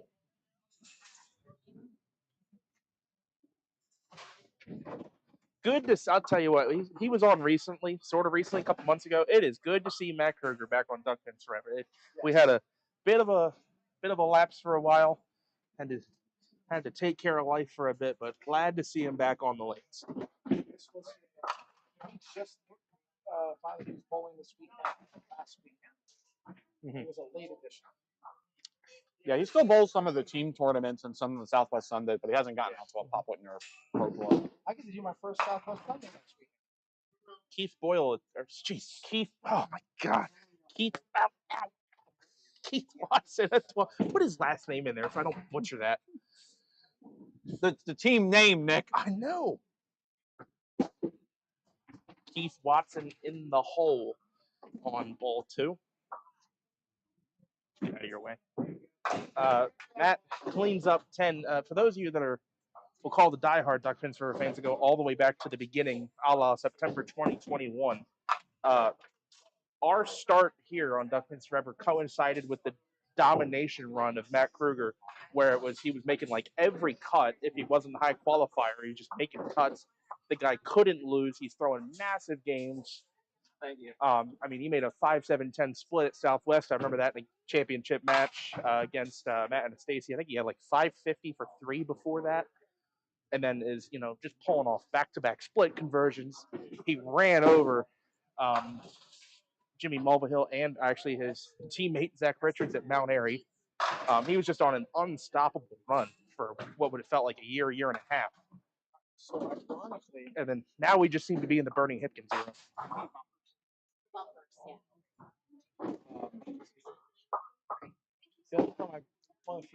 Oh, shot.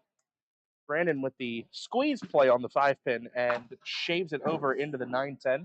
Take a look at the picture-in-picture replay. Slices it over nicely. It is one of the options for making that. I will say I made the 5-9-10 here last weekend by hitting the 5 pin so heavy on the right side that the ball deflected into the 9 and slid 9-10. Was that against you? I think it was. I'm sorry about that. It's fine. I believe I also threw a backdoor strike against him, and I'm not even the proprietor. I think everyone else did too. Yeah, it was. I mean, listen, I understand how it is because this is your bowling center, right? People beat up on you. I'm last place in the pro singles at Mount Airy. I'm a punching bag. So, now I know what Bruce Smith feels like every summer in that league. Oh dear. So we were talking about bowling style. So we were talking about rev rate and all that.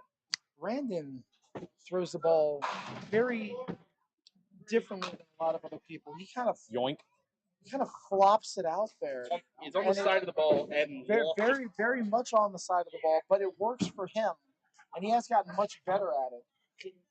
That's also kind of the beautiful thing about duckpin is that there's certain things certain people do right, but to an extent, there's no one right way to do it. And to his credit, he has put a lot of work in to get better. And I imagine he will be pretty much a shoo-in for Pro League, permanent status in the Pro League this year.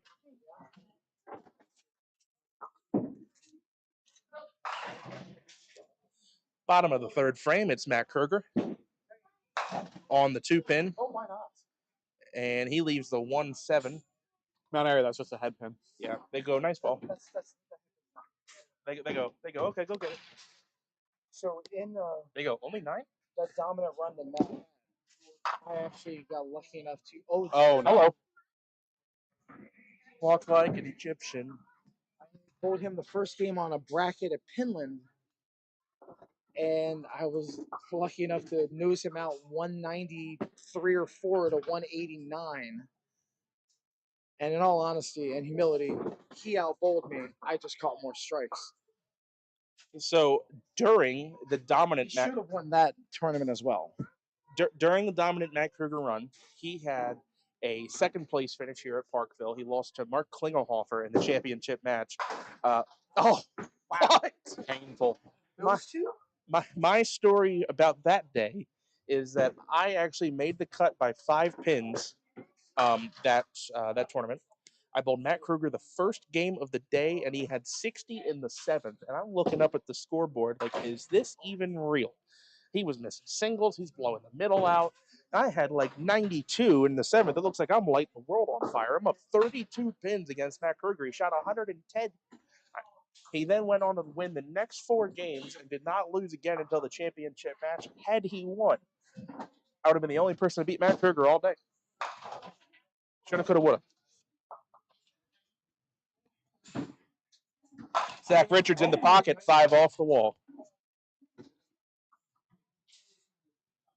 It is a even hit game going into the 4th. Zach starts the 4th with the strike. Brandon, an interesting multi-pinner, but good for his ball. It's the 1-6-7. Beautiful shot. Coming at you with another replay. You have 2 options, but you got to be on the side of the head pin to make either option work. Yeah, or just bully it. But Brandon's not a. We can't all be bully bowlers. Well, Greg narrowly avoids our call for a medic as he takes 2 off the left corner. What would we say here? That ball was so far left. What was it? Arbutus or Towson? Towson. I just go generally. You throw it to Narnia. Yeah. The left would be Towson, right would be Dundalk. You don't want to go to Dundalk. Yeah. Well, if your ball goes way far right and it hits bad, then if it's Dundalk, it's fair to say it was a poo ball. It is. Plus the 10 pin is Sparrow's point.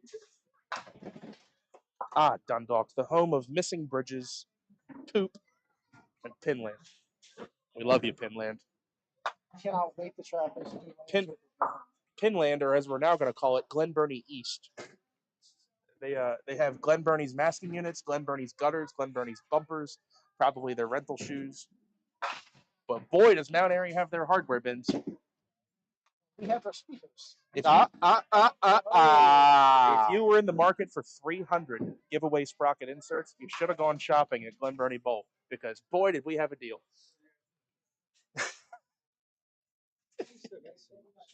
So much.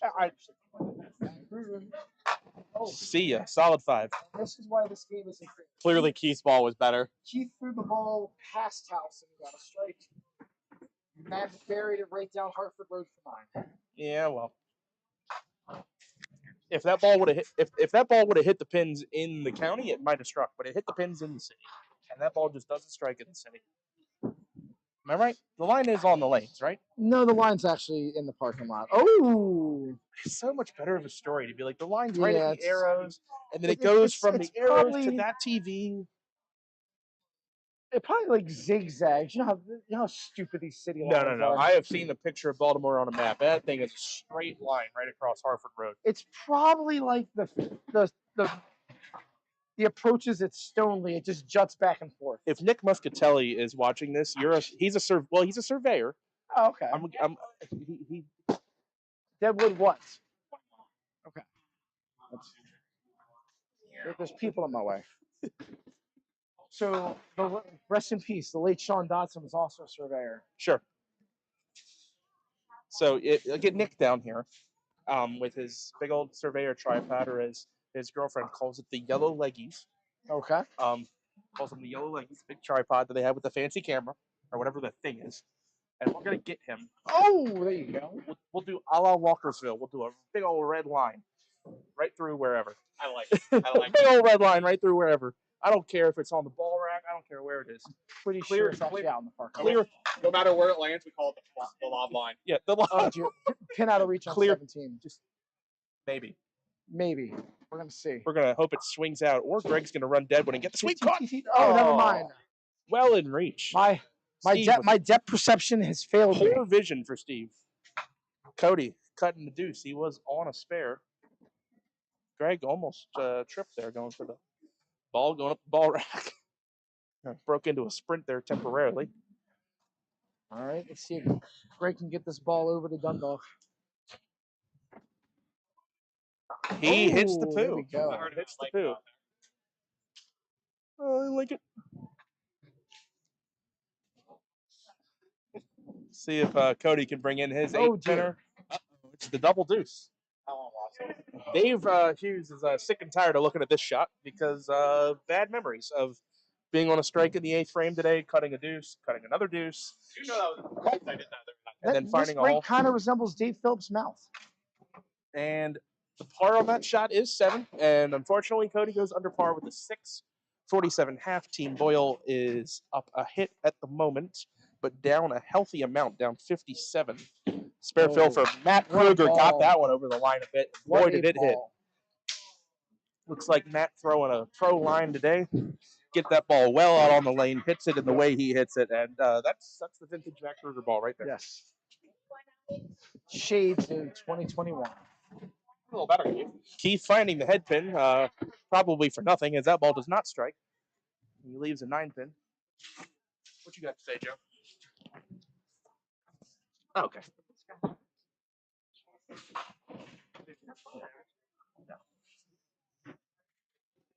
Same.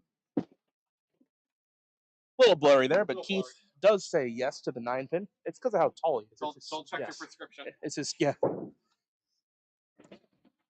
Hang up on Lens Crafters. Everything is okay. Is Lens Crafters still open? I think. Well, I don't know. I thought America's Best has monopolized this. I don't know. Go shop at Circuit City, Steve. What do you want? I love Circuit City. I also love Circus City. Rest in peace. My brother is just old enough to say that his first job was at a Radio Shack. My ex-wife worked at Radio Shack. Wait, we're getting to know your ex-wife quite well on topic. Tell us more. Is she a district manager? She was at one point. She actually You're ruining my professionalism. Oh man. She used to repair Zach's got phones a and all mark. that when they did that. Jim Palmer quality. Yeah. So my brother sold a phone case at Radio Shack to Travis Pastrana's wife. Nice. That was the peak of his retail career. Pretty sure I've had a pastrami sandwich from a Subway. Oh man. I'm going through it over here. Greg's on a spare fill, 48.5. Oh, Dribble. That was a nice little bouncer there. That 9 fill brought to you by the foul line. We need a carpenter to lane 18. So, friend of the program, DOA star bowler and snack bar aficionado Dennis Bills. Yeah. 1 year wrote Christmas cards to all the foul lines here at Parkville Lanes. Oh, that's cute. After the punishment he put them through. Ooh. All right, Greg, go fill in your divot. Cut that one out there. Greg with 2 awful balls for 9 Yes. It's not the process, it's the results. Yes, way to score up there, Greg. This is a results-based business. Wasn't a good ball, but way to score. Practice is for process, competition for results. All right, so Cody is going to go open in the 6th frame, left that 3-4 split, takes a 9 box. Let's see if Matt can stay in 2021 here. Yep, looking to catch a double. Team Boyle is starting to pull some pins back here. See if Matt can go double star frame for Team Boyle. Oh, what a good ball. He's got it. Oh, just melting pins. Matt, 9 marks in a row for Team. 8 marks in a row, excuse me. 8 marks in a row. Yes. 8 marks in a row. Matt pured that one again. Catches the 4-7. Double on the board. Keith answered. Oh, Keith dear. on the 2-pin. Another 12 box. So one of the reasons why Team Watson has done so well in this tournament and in previous tournaments this year has been Keith. Keith had knee surgery and some heart issues in the last year or two, so his average was much lower than it probably should be, and that has been hugely beneficial. I'll tell you what. Normally, a nice shot there for success. 10. On paper, Keith is not a guy that you'd expect to see subbing in the Pro League, but he subbed in the Pro League a couple times and put up some respectable sets. Yes. Like 410s, 420. By the second half of the season, he was getting very close to his old form, Yeah, which was still in the mid-20s, but very respectable. Very good ball by Zach Richards. Zach absolutely pured that one. That's one of those out of your hand that the only question is if it's going to be 9 or 10. Or in my case, the 7-9. Say it again, Dave. This handicap is vanishing Quickly. Yes. Brandon waiting on a belt, and looks like he is. Looks like it's on the belt. It is. I think it's on the Famalic.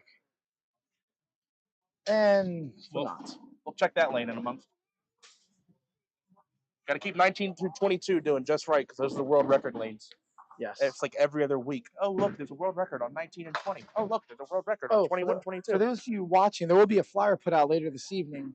We will be having a tournament here at the end of July to try to break one and set another 6-game doubles records.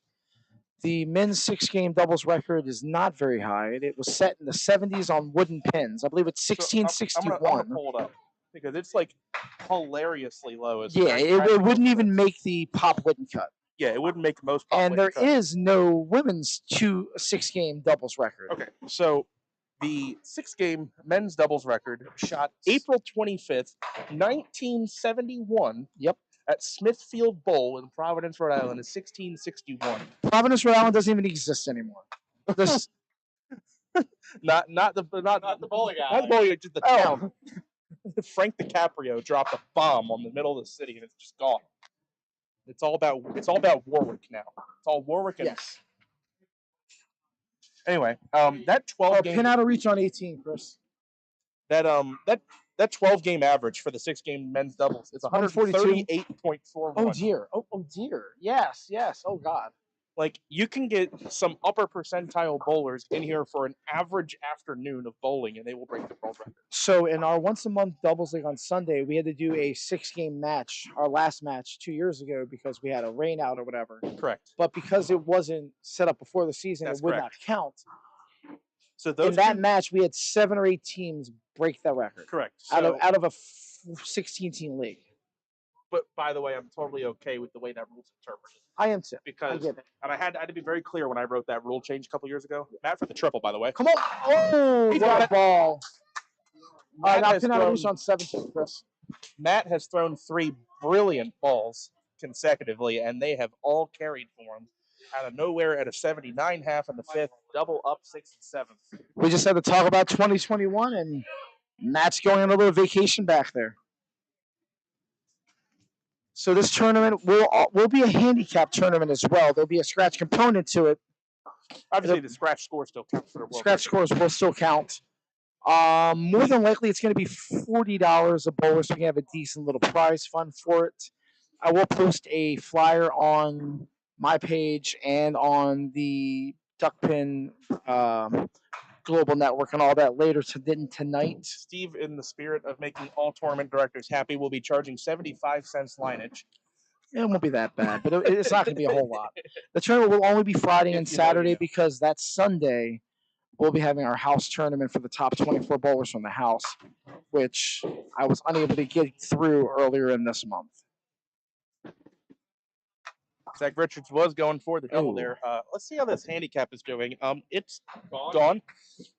Team Boyle trails by 2 pins. They are multiple counts. They are up 1 count, but they're all strike counts. 2? 2 spares to 3 strikes. You're up 1 count. Exactly. That was a good try at that. Does count 9 on his single strike.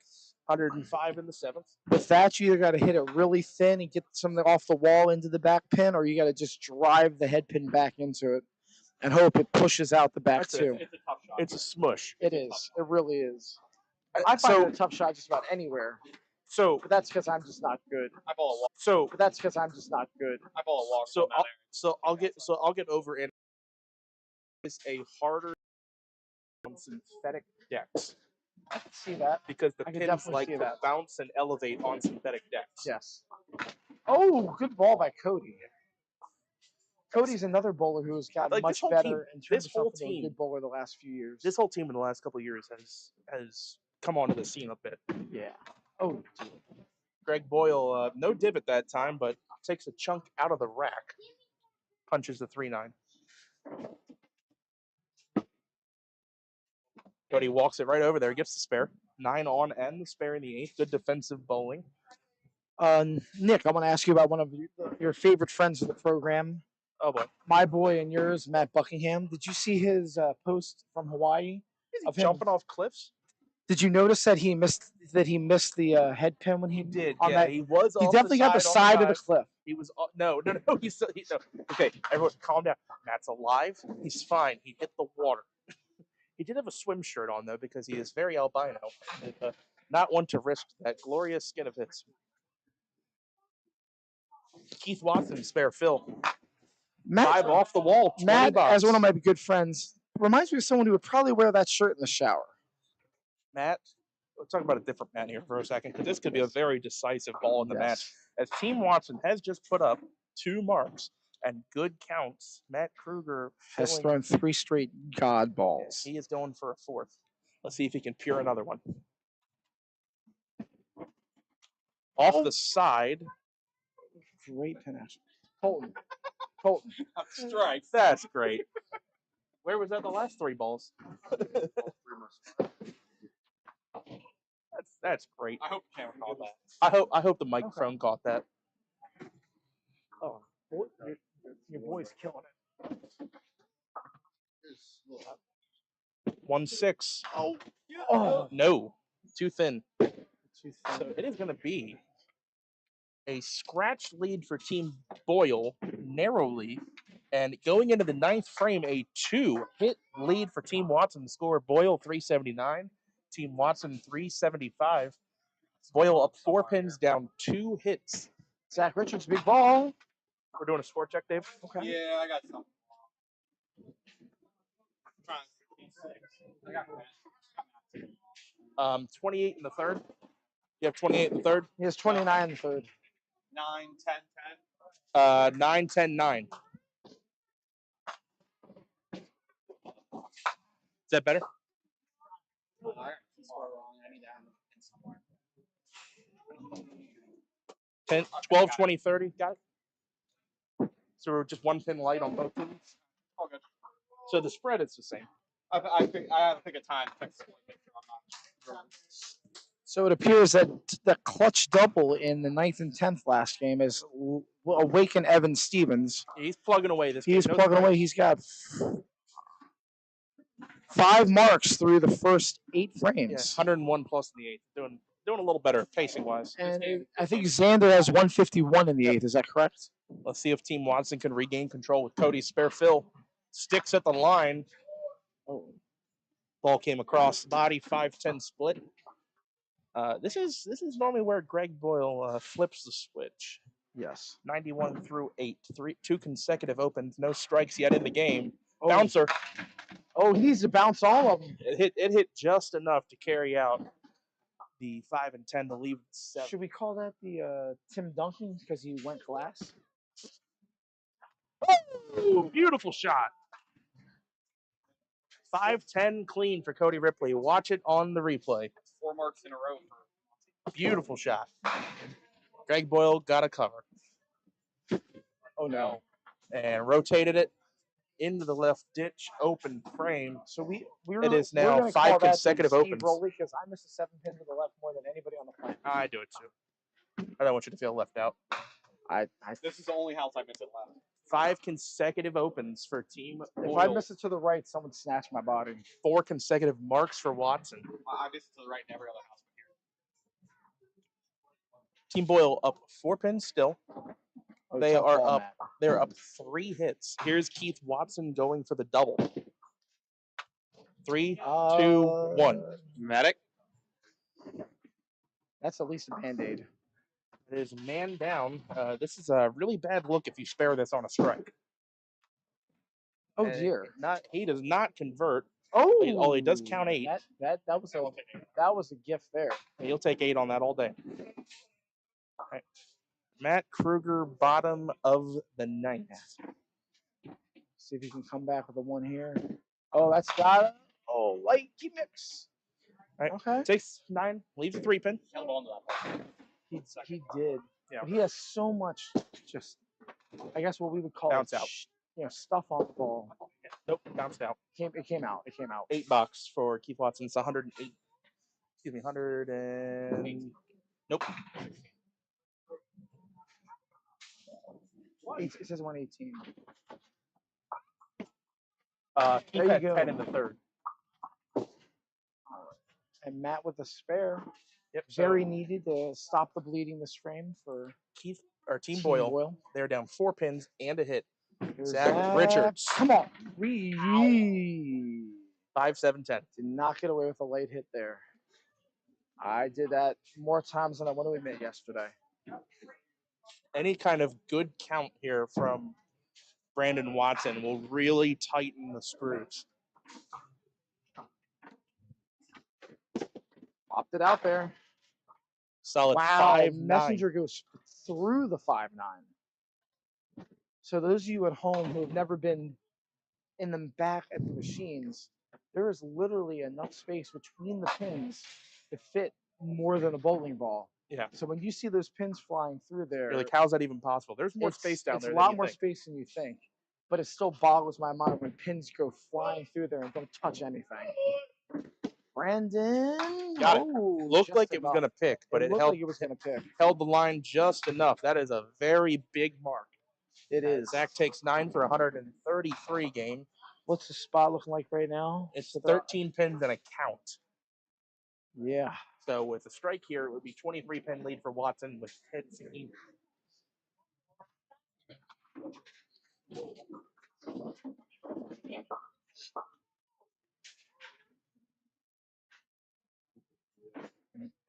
There might be some fireworks here the last couple of bowlers. How many? Oh, 9 what a more. ball. Clutch. 9 more. Clutch by Brandon Watson right there. All right, Brandon finishes with 145. Greg Boyle needs it. Oh, my Lord. Brandon. David's going to go fix that camera. Brandon just absolutely clocked it. It's like Greg Boyle clocked the side, but got lucky with 9. Dominoes all fell to the left there, leaving him the 10 pin. He needs this for Team Boyle to have any chance of coming back. Got it. 111 and a count for Greg Boyle. Big ball here. Here's a spare field for Cody. Just yes. Hit between 2 pins here. Hit the side of something. Yes. Be in a pocket. You want a pocket. You want to pull a Buckingham. Hits a pocket. Only 5. Yeah. Greg wants a full count here. He might want to bounce it. At least 9. He bounced it again. And he strikes. Man should bounce every one of them. He should have bounced every ball that game. He shoots 121. He does what he had to do in the 10th and puts up a 20. Call and bank. Cody is open. Hold all tickets. Game is not over yet. Matt Kruger does have some work to do, though. Yes, they're down. With a 10 here, it's 462 to 437. Yeah, they'll be down 25 down up the 25 up a hit. Matt is probably going to need to throw a double strike here in the 10th frame. So consider this ball. He needs a double here to put Keith on a mark. Yeah, consider this ball a must strike. You got it in there. Oh, thin it. Oh. Leaves a 2-7. This game is not over, but if he makes this a strike, he at least makes Keith keep a ball in the lane. Yeah, Keith at this point would need 4 pins. Stranger things have happened. It's not like I have 4 count and 3 count. Right. That will do it. Team Watson is going to take the win on the back of a strong 7th, 8th, 9th. Team Boyle dominated the middle game in frames 4, 5, and 6. A little bit in frame 7 as well, but 8th and 9th frames belong to Team Watson. The comeback from Boyle just not quite enough. That does shoot a respectable 163. Team total of 455 is not going to be enough. Keith's going to throw 3 balls down there. And Team Watson is going to be bowling for the championship in the Duckpins4Ever Triples. They now wait to find out who their opponent will be.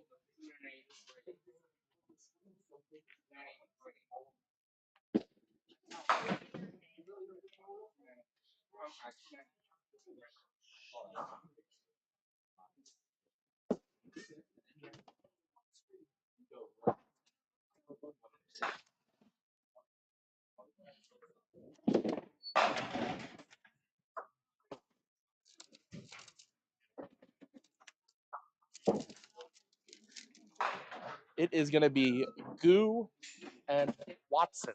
Goo. This is the first time in the tournament's history where the top 2 seeds make it. Brother. So good. Hey, it's good to have you back. Yeah, that's you guys. Awesome. Yeah. Appreciate it. Hey, that was a vintage Matt Kruger triple on TV though.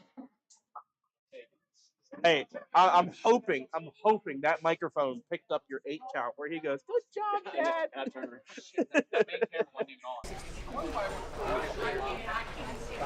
Oh no! Oh no! Our bad. We got too many menus left. It's hard. Huh? Good 9 and 10.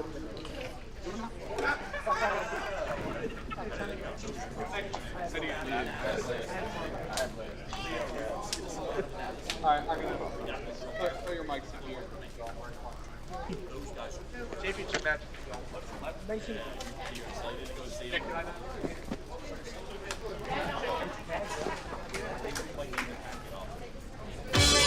It's exciting, it's entertaining, it's challenging, it's fun. It's Duckpin Magic. Duckpin bowling is lots of fun for the whole family. There's no need to be an expert. Duckpin bowling is easy to learn, but it's the challenge that'll keep you coming back. Even little hands can control the ball in duckpin bowling. Join a league or we'll help you start one. And with duckpin bowling, there's more bowling for your buck. Discover duckpin bowling and you'll discover Duckpin Magic at any of these locations.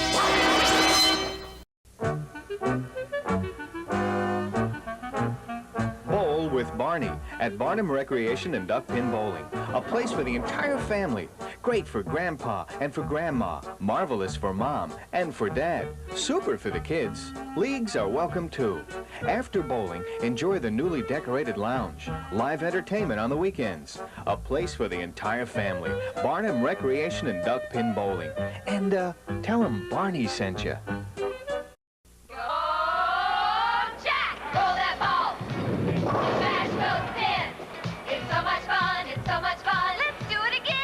Fairlanes has 516 duckpin lanes for you, your family, and friends. Look us up. Come on into Fairlanes, the fun lanes.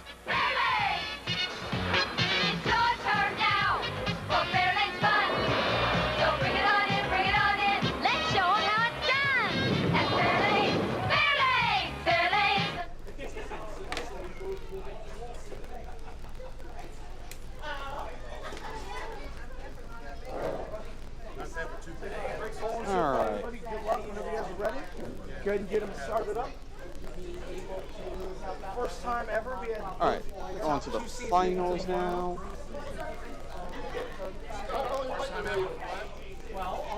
One and two seeds. Making history. 1 and 2 seeds.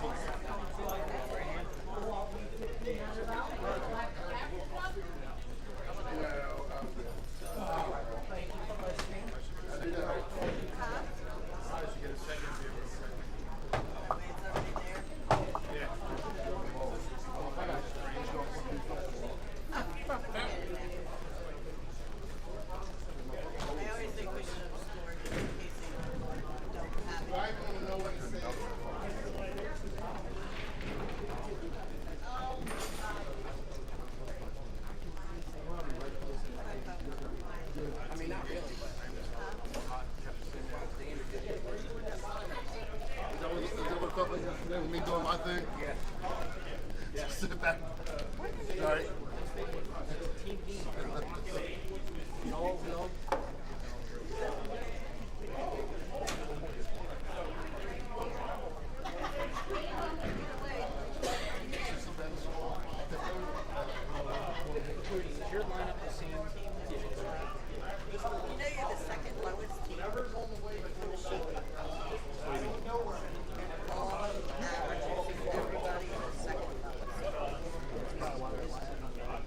You remember what the handicap for Golden Team is?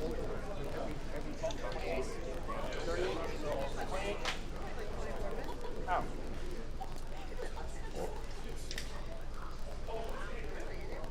$28. Happy to help. All right, they're gonna swap sides on me. Ah, no, I hate when they do this.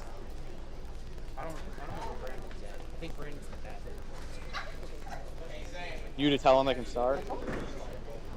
They're actually probably just waiting for me to get the scoreboard up because they swap sides on me. I mean, hey, to be honest with you, Evan's been carrying us all weekend. And go.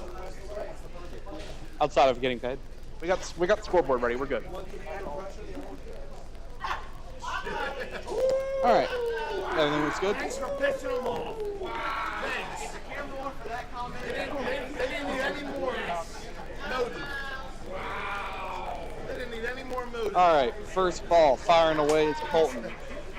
Oh, you took it. All right, Colton. Oh!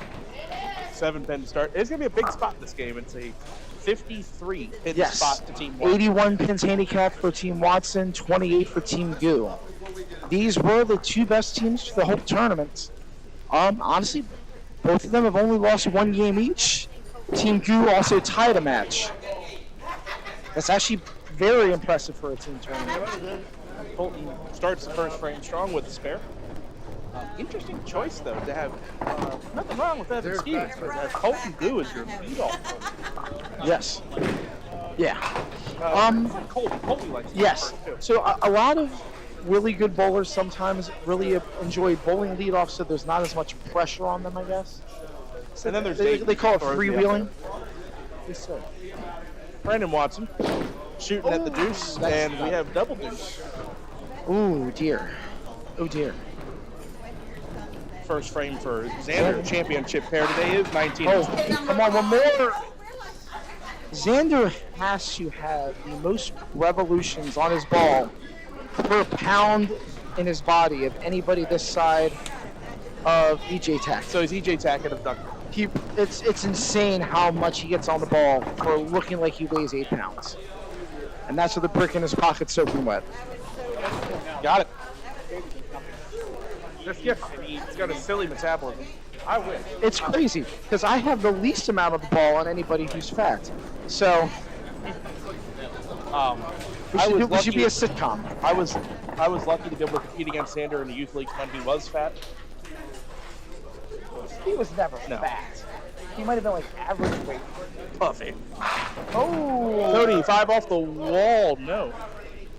Thought that pin was going to get and there. us to show up here, gentlemen, prefer the phrase flump. Yes. Or flump.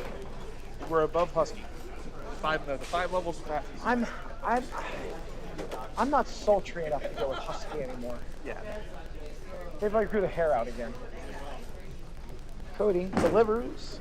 Ooh. Also, not to drop that a little bit. Husky kind of just reminds me of bear, and I'm not. It is still that much. Cody's going to slide by the 5, and that's what we're going to talk about. Yes. Cody takes 10. Yes. Cody did get his wood there. He definitely dropped that second ball. Great bowling, brother. Yeah, man.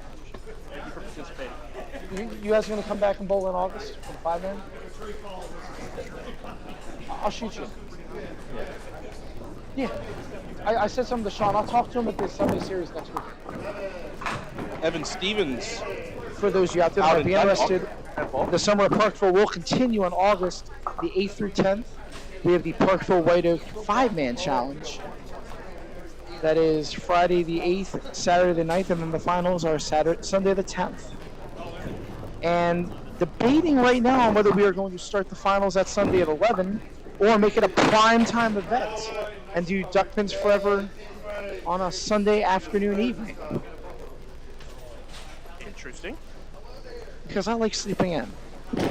Yeah, thanks. I love the 11 a.m. start today. It was very effective to nick the clock. So, to the people that aren't in the industry and don't have to work tournaments as a proprietor or as a staffer, tournaments can be very draining on the employees and the people at Alley's, especially if, let's say, your men's and women's tours.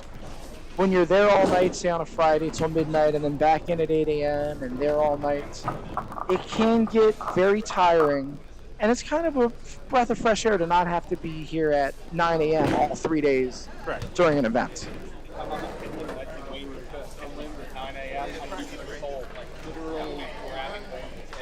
And that's when he sleeps there at night. No, we were trying to give him a cop. Out. Like, people in the Baltimore County Housing Board didn't hear that. We're like, hey, listen, there is a lot of traffic in Sparrow Point at Yes. the morning. Long commute, guys tired. Colton delivers. Oh dear, that might be the worst voice tone I'll turn. And I'm probably not exaggerating. This man has been so good. He's probably missed the head pin 10 times in the last 13 games.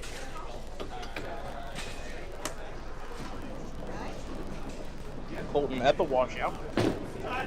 Oh, and got it. Makes it clean. I tell you what, Dave, I'll be honest with you. I did not expect this how hard Colton throws that ball. For the ball to get over there and cover it. Left to right. Did that ball hit the head pin and get over to the 7? Well, he does, and that ball's 3-6. Rotation. Oh, it is 3-6. Yes. I was told that a lot of times pilots do like a 3-7. Jeff usually which threw up normally would not be the same for me, but I wouldn't think for me that would be a good idea, but I can't argue with the effectiveness for him. But the two of them, in terms of the way they throw the ball, couldn't be any close different. Sure. Jeff palmed the ball and turned it over left. Colton throws the ball twice as hard and comes from the left and has a little bit of a top spin, back spin to it. It was it was nice on the for those of you that are pro members. It was nice recently to have some piles footage. We get a picture of Colton. There. Yes. What, from all the snap he puts on it? Yes. No pain, no gain. I mean, I got a little bit of like on the inside of my pinky and Like, no, I got at the south side, like the top end of all the callus. No. Blood. I always know when I'm throwing the ball well in a tournament when I come back and I'm just bleeding right here and right here. Well, does either of you gentlemen get the pleasure of bowling with or against Jeff? I only got to see Jeff about twice ever. So I had the unfortunate pressure that my first ever ball in the DPBA at Parkville Lanes was thrown in Jeff's presence because he wanted to watch the debut of Colby D'Antonis, who was on my pair.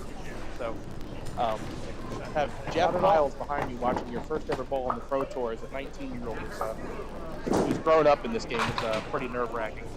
So I was also able to be very thankful to be able to bowl the one and only Jeff Piles Open at Glenburn Bowl, and through a clutch double 9th and 10th in the game to win. And got to hear Jeff Piles tell me it was a little light and that I should shake it off, which just for some reason meant a little bit more coming from Jeff. If Jeff tells you your ball is good.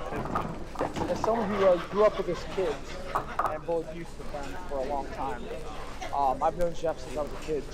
My dad actually worked for Jeff's mom at PG back in the 80s.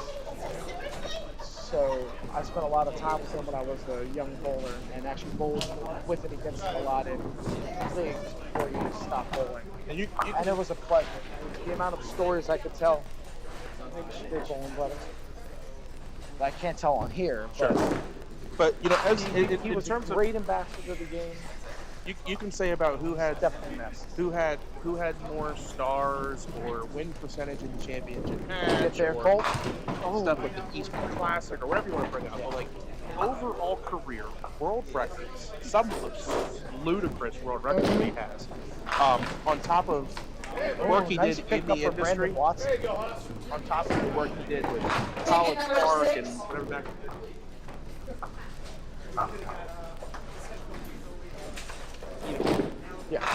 One of the greatest of all time. Yes. Oh, by far, not even close.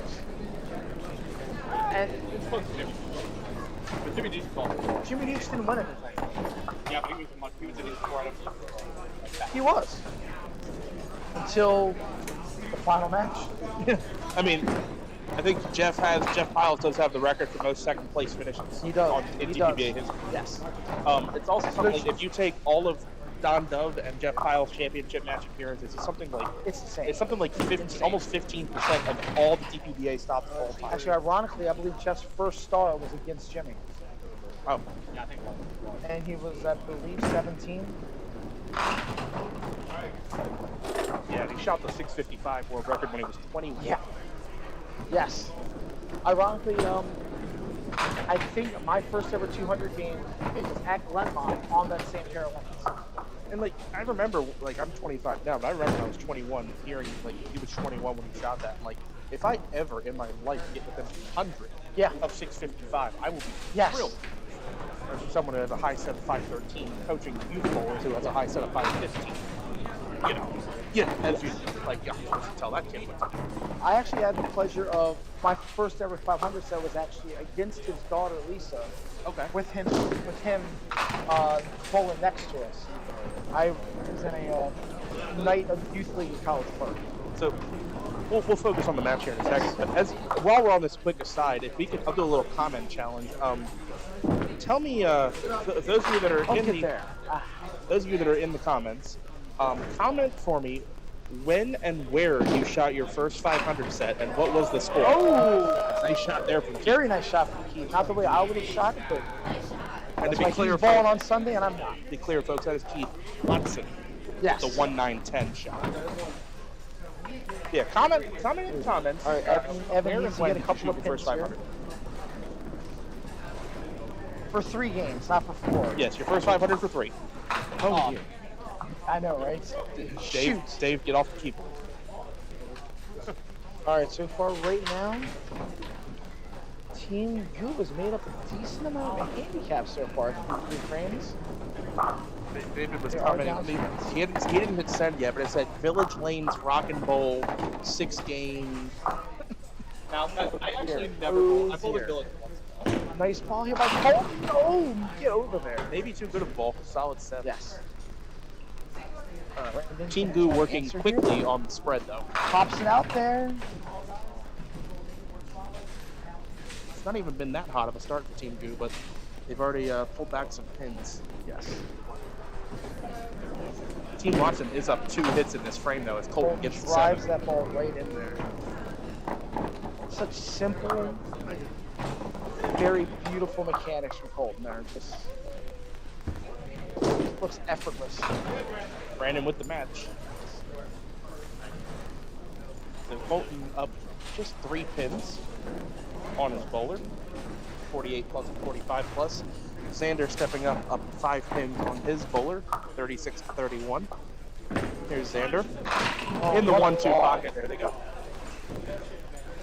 A light mixing hit, but does clean the plate. So, a good comparison here, if any of you are big sports fans, you'll always hear people, when they're scouting players, talk about the quick twitch athletes. Yeah. And definitely, if you watch Xander there, the very quick, short backswing and then his very quick explosion through the swing just generates all that power, just melts those pins. Yes. Or as Bobby Stockman would say, rotation. Much rotation. There's a lot of... Oh! The other... Roll it! Short bottom. Roll again. I don't think we have seen that made yet today. We have good bottoms here at Parkville Lanes. We have to shave them up a little bit. Shout out, Peter. Ask Peter to watch, so if you're watching, shout out, Peter. Thank you, Peter. These are definitely breaking in pretty good now. It's been a little longer than usual, but they're scoring good now. We appreciate it. So my fun fact about Peter, I'll share a quick Peter story. We'll get back to the match. Hadn't talked to Peter in a couple months. Peter shoots me a text on Wednesday, just checking in, asking how things are going. I gave him the report. I said the stripes are holding up well here as well. Get in there, Evan. Later, Sean. Great ball. 7-8 for Evan. But, just chatting with Peter, and said, our pins in Mount Airy are going on 3 years old as of July 10th. They're in the prime of their life, blah, blah, blah. Haven't had a break in a while. 3 3 hours later. Hadn't had a pin break in like 5 months. 3 hours later, pin breaks. Shattered. Usually the honey pot for pins is usually years 3 to 5. Yeah. Once you get past 5 years, they normally start breaking it out a little bit. Yeah, and then you get the... I don't know what that means. I went through those pins yesterday. They look fine. 15. Those pins are too old for Wander Franco. Wow. Wow, that's a shot. Referencing. Nice shot there for Keith. Takes the 10. No, correction, spare. That was a spare. Correction, that was a spare. 2 hits to 2 so far in this fourth frame. Brandon and Colton both up here on spares. They both hit the 7 pin last frame. 40. Something I wish I could do. Oh, wow, okay. 40. Oh, oh, that's just 2 count for Brandon. That was not hitting the pocket out of his hand. Let's see if Colton can put them up a little bit here. Oh, that sounded good. 7. Jesus. Going into this frame with a 40-pin lead for Team Watson. If I had to put money on any ball on the planet to make the 7-10, another double shot. Time I've had to see this guy. 4th, including the one you shot. Colton do it 7-10. Why not, Colton? He's done everything else this weekend. Why didn't he make it? Oh dear. Okay, I thought that was a hole the whole way. That is a good 8. That's a Brandon. very good 8. Over par. Colton will take 10. So that 8 on 10 out gains Colton 6 pins on the count and 2 more on the wood. So that pulls it back to a 32 pin match. And this is another reason why this game is not fair. Colton threw a very good ball and got the 7. It was a hair tight. It was a hair tight. Brandon threw 2 horrible balls and only lost it by 2 pins. Speaking of horrible. 5-7-10 for Cody Ripley. And that was not a good ball. Good. Oh. He didn't score. He didn't score. Xander for the double. Get in there. Oh dear. Pushing through. Pushes 3 out the middle. Now on the strike, you want to try to get a good count here. Uh-oh. Cody full on the 5-pin, open frame. Catch the side of probably the 2-pin here. Xander makes a liar out of me and shoots at the 3 instead. Counts 6. I'm going to try to get 3 here by... Shoot 2-4-9. I would probably try to shoot the inside of the 2-pin. Yeah, shoot the whole side of the 2-pin.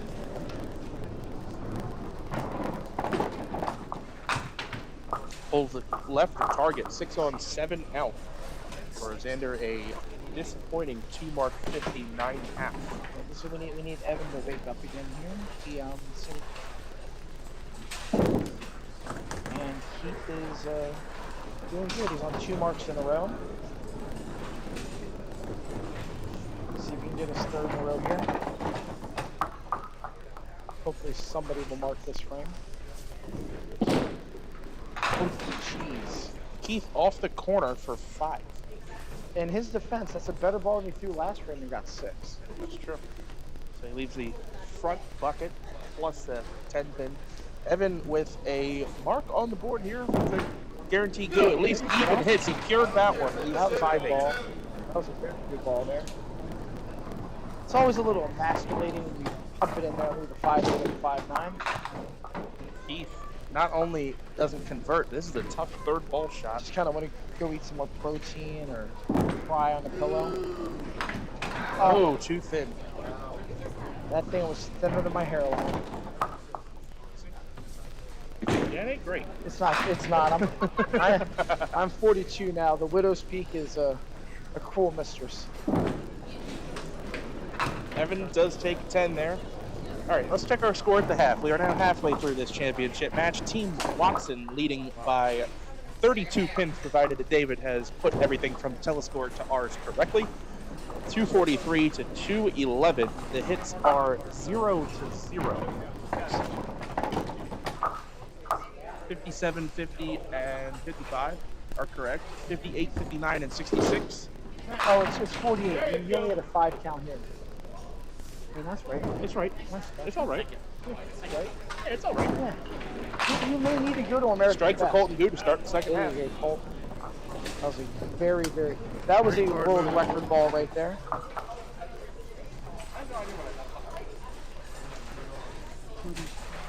Matching strikes. Brandon and Colton both struck there.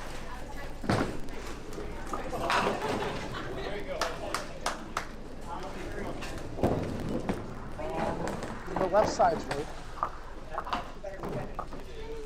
Good housekeeping there from Xander. 1, 2, 4, 8 for Cody Ripple. Cody off the mark. Everything's right. Yeah. The math is mathing. Xander, very good ball. Comes a little high, leaves the 3-pin. The ball was tight but mixed well. Cody off right, 8 box.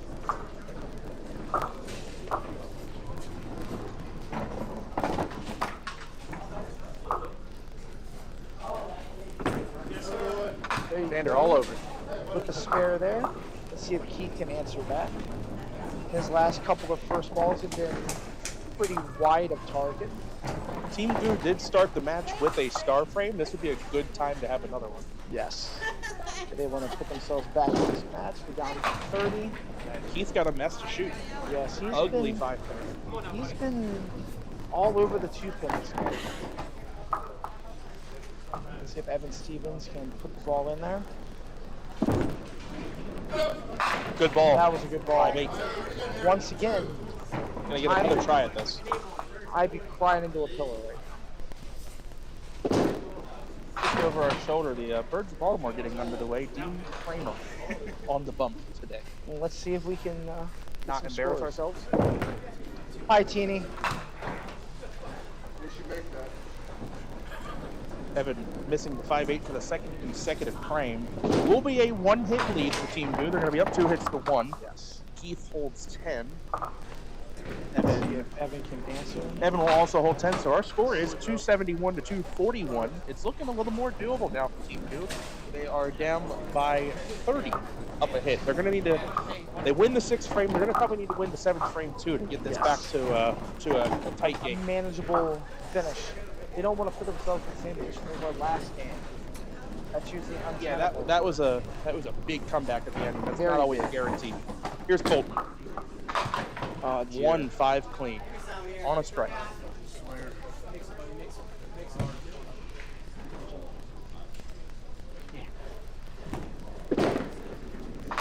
Brandon cuts the 3-9. Brandon also working on a strike. Here's Colton's second ball. Oh, mixing it. 6 count. Here you go, babe.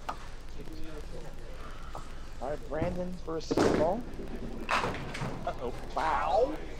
5 count. Alrighty. We call that the, No, we don't have a name.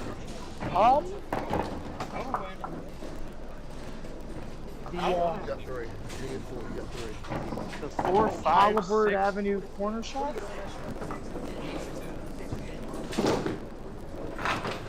That's a 7-5. And Colton with 6 on, 9 out. That ain't too bad.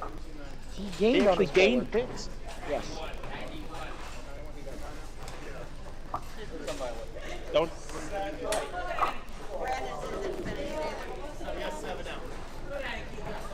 Let's see if Xander can get a good count here and get this match a little closer. Oh, that was a good ball in the pocket. It just goes in front of the 5-9. 5-8. Not a fan.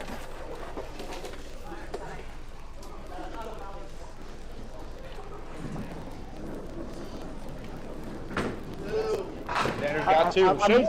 I'm not a fan of the stone 5-8 or the stone 5-9. But I'll throw a poo ball in there and leave the 5-8 or the 5-9. I'm hoping the I'm mic okay. picked that up. Xander emphatically looks at Evan and goes, "Now make it, Evan." Jeez. Oh, Cody, that might be in the pocket. Good Oh! ball. Oh, dear. Pocket 7-9.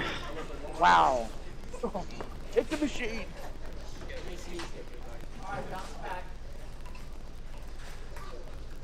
Yeah, that's See, a what you need to house say. ball. That's what you need to hear. The good ball, Dad.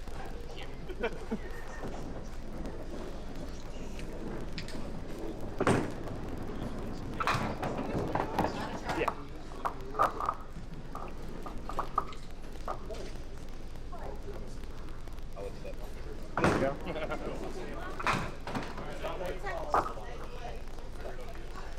kids won it. I was just sitting in the back. I got that to mess with Randy last night. Too. Randy bring that in? No, I made that last night when he was talking about it. With, Evan Stevens leaves a 3-pin. Says, please fall. They don't want to see him shoot a spare. All right, Keith Watson here. Let's see if he can hit something besides the 2-pin on this ball. Nope. He did hit the 2-pin. He also took out the 4, 5, 7, 8, and the 6, 10. As someone who has struggled. There you go. No.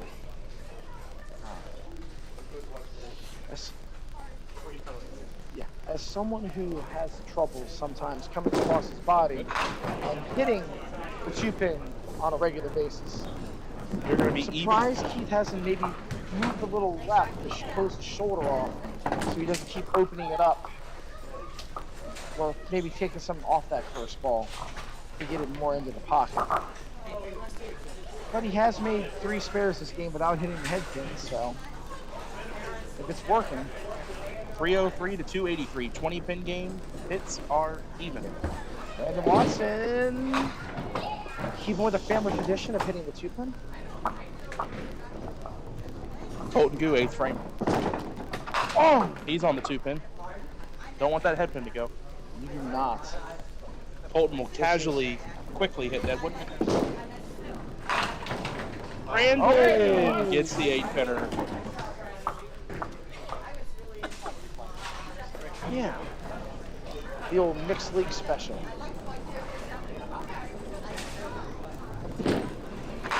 Wow. Nice shot. He has made that both ways. Both ways. He's made it inside and outside. And both of them clean. Drive through and carry out. Drive through. I like that. Yeah. Drive through, carry out. No DoorDash required. Oh. Cody with the strike in the 8th frame. I'm looking right at Greg. But that ball was actually out on the lane, so that couldn't have been Greg. Here's Xander, spare fill for the blanket cover. Oh, wow. Oh, shrapnel everywhere. Leaves a 4-pin 9 count. So back when we first put synthetic decks in at Whiter, we called a ball like that the hand grenade pitch. Yeah. Just hold the pin and they just bounce around. Yes. Always a pleasure, brothers. And just a hair right. Costly. Yeah. That's unfortunate. Actually, they're up. Technically up 2. Got 3 marks on the board to Team Goose 1. Yeah. It's Keith Watson, spare fill. Tries a 3-pin on sides. He's got that head pin surrounded. 7 count. Evan will be taking a re-rack. I had a shot. You do know It was there. You don't It was there. Keith Not the completely 5-pin missing middle. left. Probably the 4-6. Just push it back.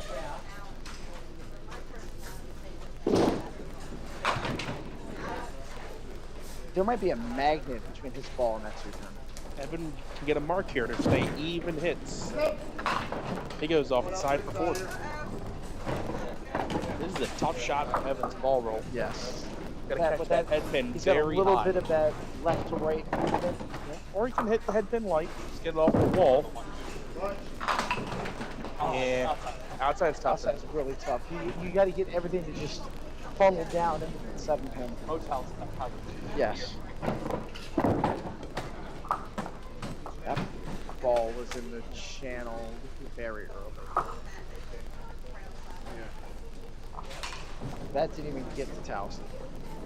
All right, top of the 9th frame. It is Team Watson up ahead and up 18 pins. Here's Colt, fair fill. Through the middle, he gets away with it. First 9. That is what rev rate does for you.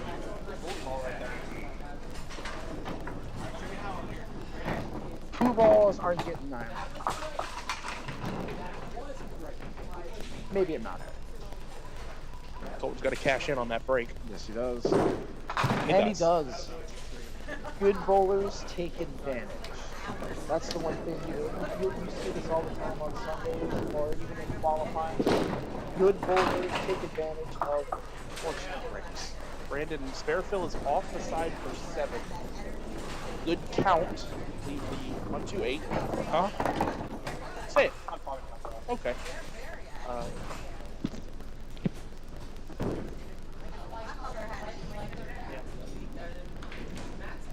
Brandon at the 1, 2, 8. Chance. He's got it with ball hit all 3 pins. All right, Xander got a rule book to read here. See if you can read it. Missed a single pin last frame. In there, mixing light. Light leaves 4-7. It is the spare break.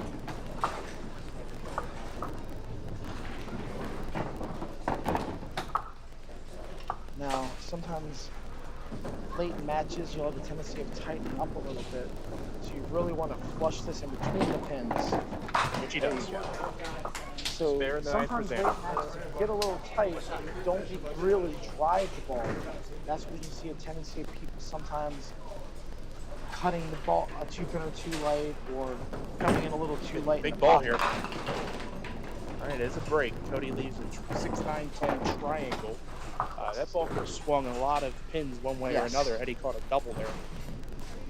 But average first ball of 7. Cody does struggle shooting things on the right side of the lane. He has been working recently on getting the ball over there more. Got a chance. And he got Too far. Too far.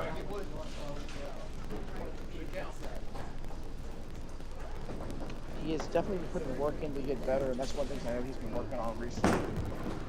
8 on and 9 out for Cody. It is a 1-mark lead at the moment for Team Goo. They have not had a star frame since the first. Here's Evan for the star frame. Oh, one more. 7-10. 7-10 again. Oh. Whoa. And that would have counted. The rack was not down yet. The old Churcott roll. Keith Watson, bottom of the 9th. Oh my God, he hit that thing. Wow. So much for that. Good call. You should feel bad about that, Stevie. Why? It's the first time in 9 frames. It's not, is it? Yes. Someone, I throw the challenge flag on that. Someone go check the tape. I don't think I watched the first frame, but the last 8. Okay.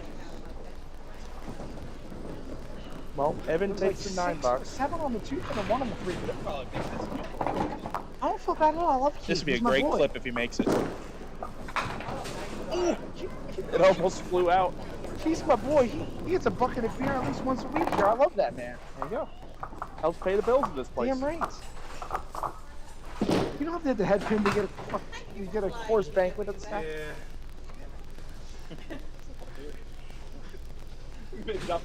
Yeah. All right, we have made it to the final frame of the Duckpins4Ever Triples. 382 to 359, 23 pin lead for Watson. They are down a hit. Here we go, 10th frame. Yep. Brandon Watson. Here's the hit. Oh, only 5. Here's Colton on the spare. 28 down 2 hits. Needs it here. Oh, what a good ball. 4 pin. Oh. Outcounts Brandon by 4. He's got a break. So does Brandon. Brandon obviously the tougher shot. 5 pin washout. 1, 2, 4, 6, and 10. With his side-to-side motion, he just needs to hit the head pin here and get lucky. He did not. Open frame and got 2 different groups of pins to shoot. Colton at the 4 pin. He does not have it. I thought for sure he'd be on it. He got very fast there. $9. That could be a very expensive miss. Yes. You have to imagine he's putting at least 8 or 9 on that. Brandon 5 on and 9 out. It's only a 4 pin game for Team Goo. It is now a 19 pin lead with Xander's hit here. With Team Goo up 1 hit. Okay. Xander delivered the goods in the 10th, working on a spare. Puts it in there.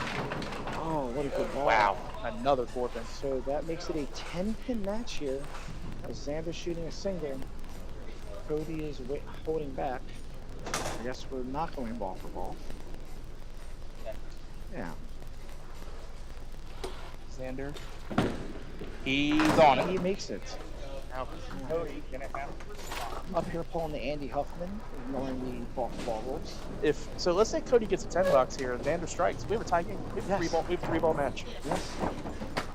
For $400 and all the marbles. Cody in the 10th. Crossing over. No. And a split. So this is my least favorite baby split of all time. Yeah, I call it back when I was. Hate it. My first ever game where I marked the first 9 frames in a row, I left this in the 10th. So we're going to see if Cody can make this, and I think that's going to determine a lot of what happens on Xander's count ball. Oh! Went on the chop. That's a good try. Xander wants a full count. 10 here would tie the match. How many? Oh, what a good ball. 9. We are either going to have a 1 or 0 pin match heading into the final box. All right. Wow. We are down to the final frame of the tournament, and it is going to be 3 balls for Evan Stevens, 3 balls for Keith Watson. It is tied at 4:05. I can smell every bit of it. Magic. Here is Evan Stevens. Delivers. It's in there. Oh my God. Pocket ball. 7-8. Every pin is every pin matters a ton here. 1-1. He definitely wants to put it in here. All right. This is a huge. They're gonna let him fire. They're gonna let him fire. He's firing quickly. Gotta have this. Gotta have it. Oh dear. All right, bouncing out of the gutter. Evan Stevens takes a 9 box. Remember, if we do have a tie, 2 frame roll off. This tournament we do a 2. All of my tournaments actually we do a 2 frame roll off. Yeah. All right. It's only on Sunday. Keith Watson needs to clear the deck in 3 balls to win the tournament. 8 off the side. In the parking lot for the 1-3. Sorry, 1-2. The 1-2. Gotta make the 1-2 in 2 balls He's to making win the Duckpins4Ever he's making Triples. one of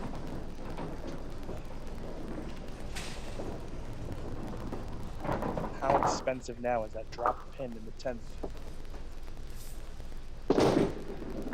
There's one. I knew he was hitting that one. It comes down to this.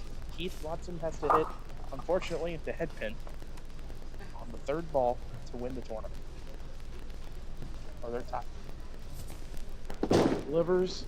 Ooh! And we are going to have our first. Don't go anywhere. We got bonus balling in the championship match of the Duckpins4Ever Triples. Now, that means that each team gets 20% to 2 frame roll off, guys. Each team gets 20% of their handicap. That means Team Watson gets 16.2, which is 16.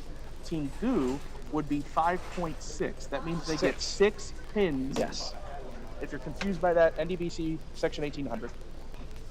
6. Yes. 16 6. Yeah. Yeah, we're on. And you guys, they switch lanes or 2 frames. Switch lanes. This tournament's 2 frame roll off. Whatever lane you get in on. We have 4 members here. Tell us. Did you guys write the scores on the recap already? My man. Huh? Told and them gets 6. Brandon and them gets 16. 6 and 16. 16 for Brandon. And 6 for Colton. All right, we are in overtime in the championship match.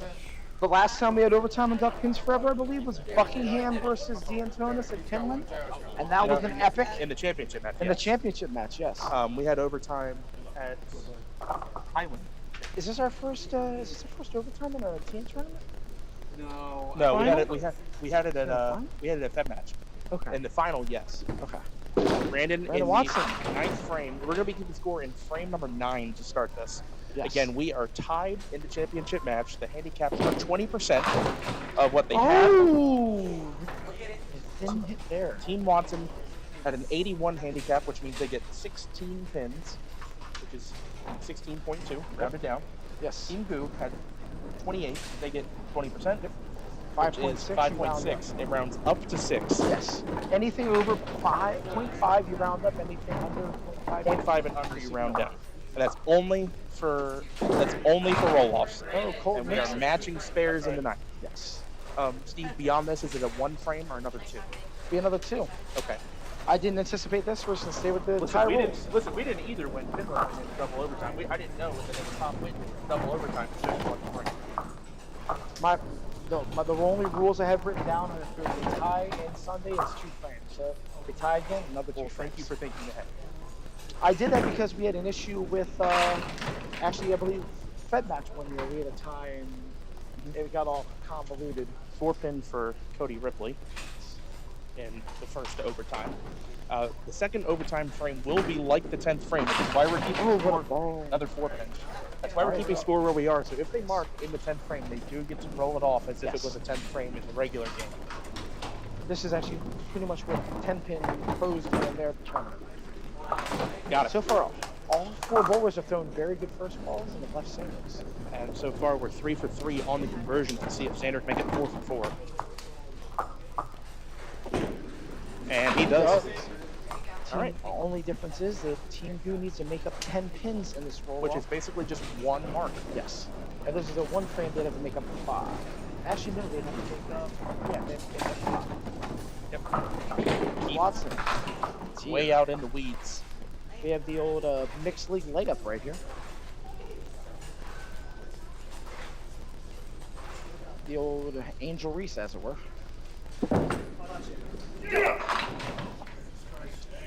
See, that's where this game sucks. Evan hits the head pin, very hard to make break.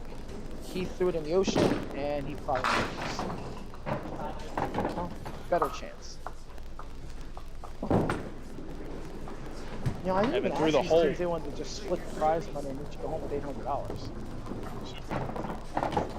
No one brought it up. Keith, $10.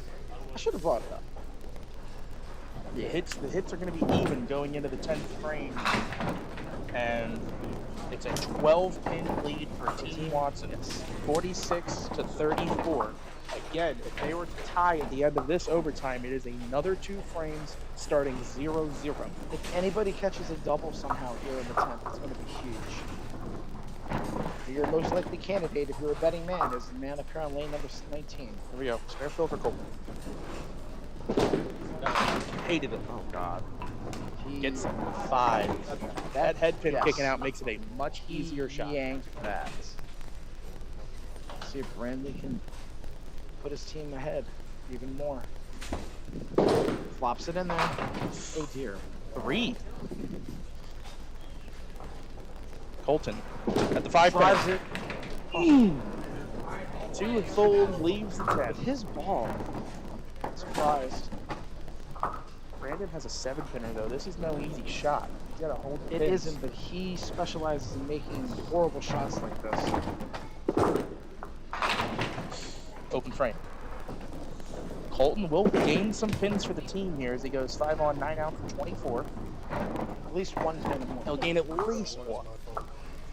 So the worst case, they'd be down 11 entering into the next 2 boxes. It'll be 12. I'm shocked that Watson up the 2 pin standing. Sorry, 10 pins. 10 pins. 10 pins. 10 pins. 58-48.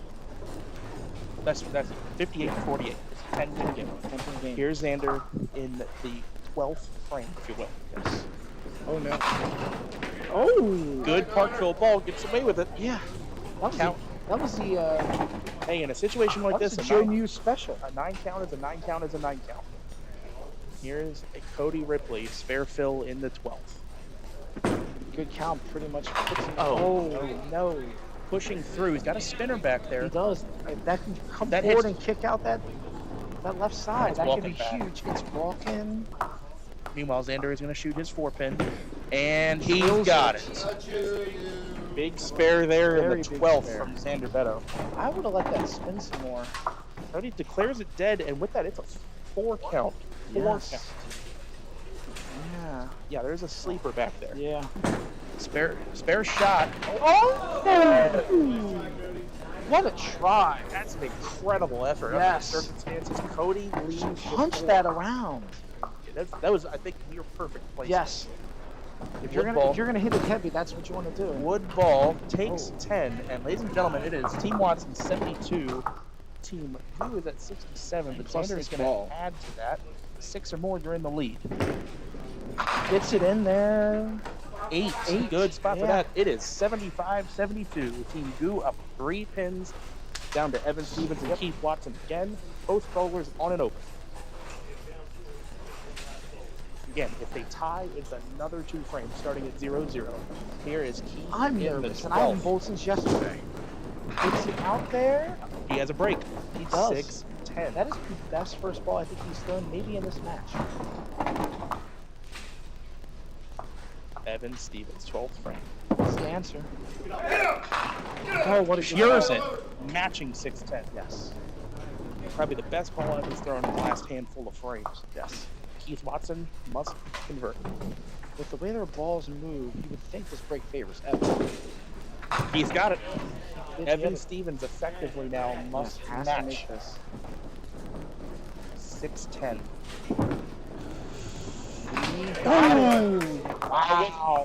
Wow! I did not think that. I did not think that was going to get there. Wow!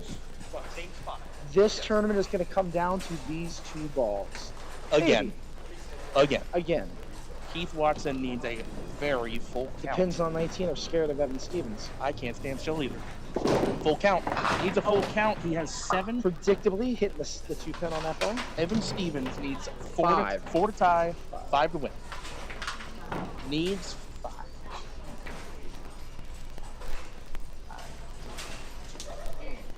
This ball is for $400. Find a pocket. Get in there. He's got got the game. And in 12 Really frames. fucking thrilling match. 12 frames. And I didn't curse. Let's go. Team Goo defeats Team I Watson tried really hard to. in overtime to win the Duckpins4Ever Triples. Let me tell you guys what got the money. What a finish. That was the money from last night that I had. No, that's the money I pulled out. No, I just pulled. I made the banks. That's the money I pulled out. Yeah. No, that wasn't the pause. I didn't know what you wanted to do. 89. Want to do a presentation out on the lanes? Yeah, let's go do it on lanes. Yeah. Lost my 4. Thank you, sir. I lost my 4. That was nuts.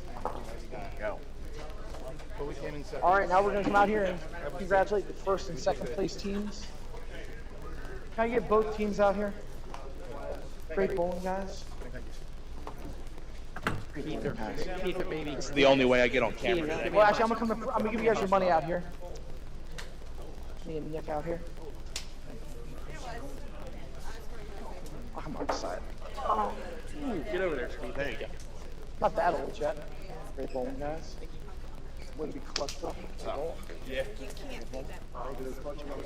I mean, you make that single thing. Careful with my thumb. You get your wood. I know. All right. We're going to congratulate the first place team. Here's your money, guys. Thanks, sir. It's below the threshold, so you don't have to claim on your taxes. You good? Thanks, sir. There you go. Congratulations on your 12th frame. Yeah. No one else is going to take it for you guys. I guess I'll do it. Our first overtime.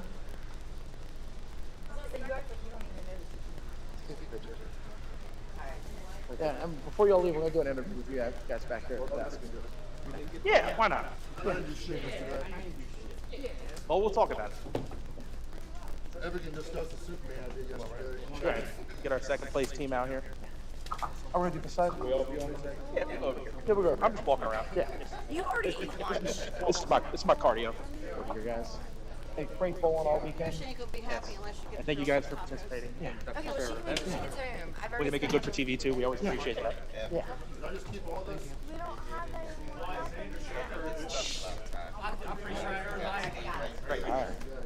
Great. bowling, guys. Friday. I know. All right, and we're gonna pick anchor bowler Evan Stevens for the winner's interview. We will have that. Thank you, dude. Camera.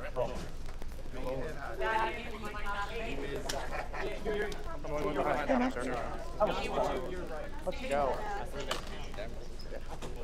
Thank you, man. Yeah. Yeah. Now that you have some money, We'll kidnap you and bring you out of Tennessee with us. Okay. Mike. See you, buddy. Yeah. Got anything to say before you get the mic back? Yeah, great tournament. This is a whole. Oh, sorry. Hey, I'm on camera. Thank God I'm wearing a hat. Great weekend. Love these guys. This was so much fun. Once again, I want to thank all the houses that helped. Mount Airy, White Oak, Walkersville, my staff here, Sue and Bill at Walkersville, Allison and Nick at Mount Airy, George and his staff at White Oak, my staff here, Chris, Carmelo, Kelly, Dennis. Hi, sweetie. Who's that?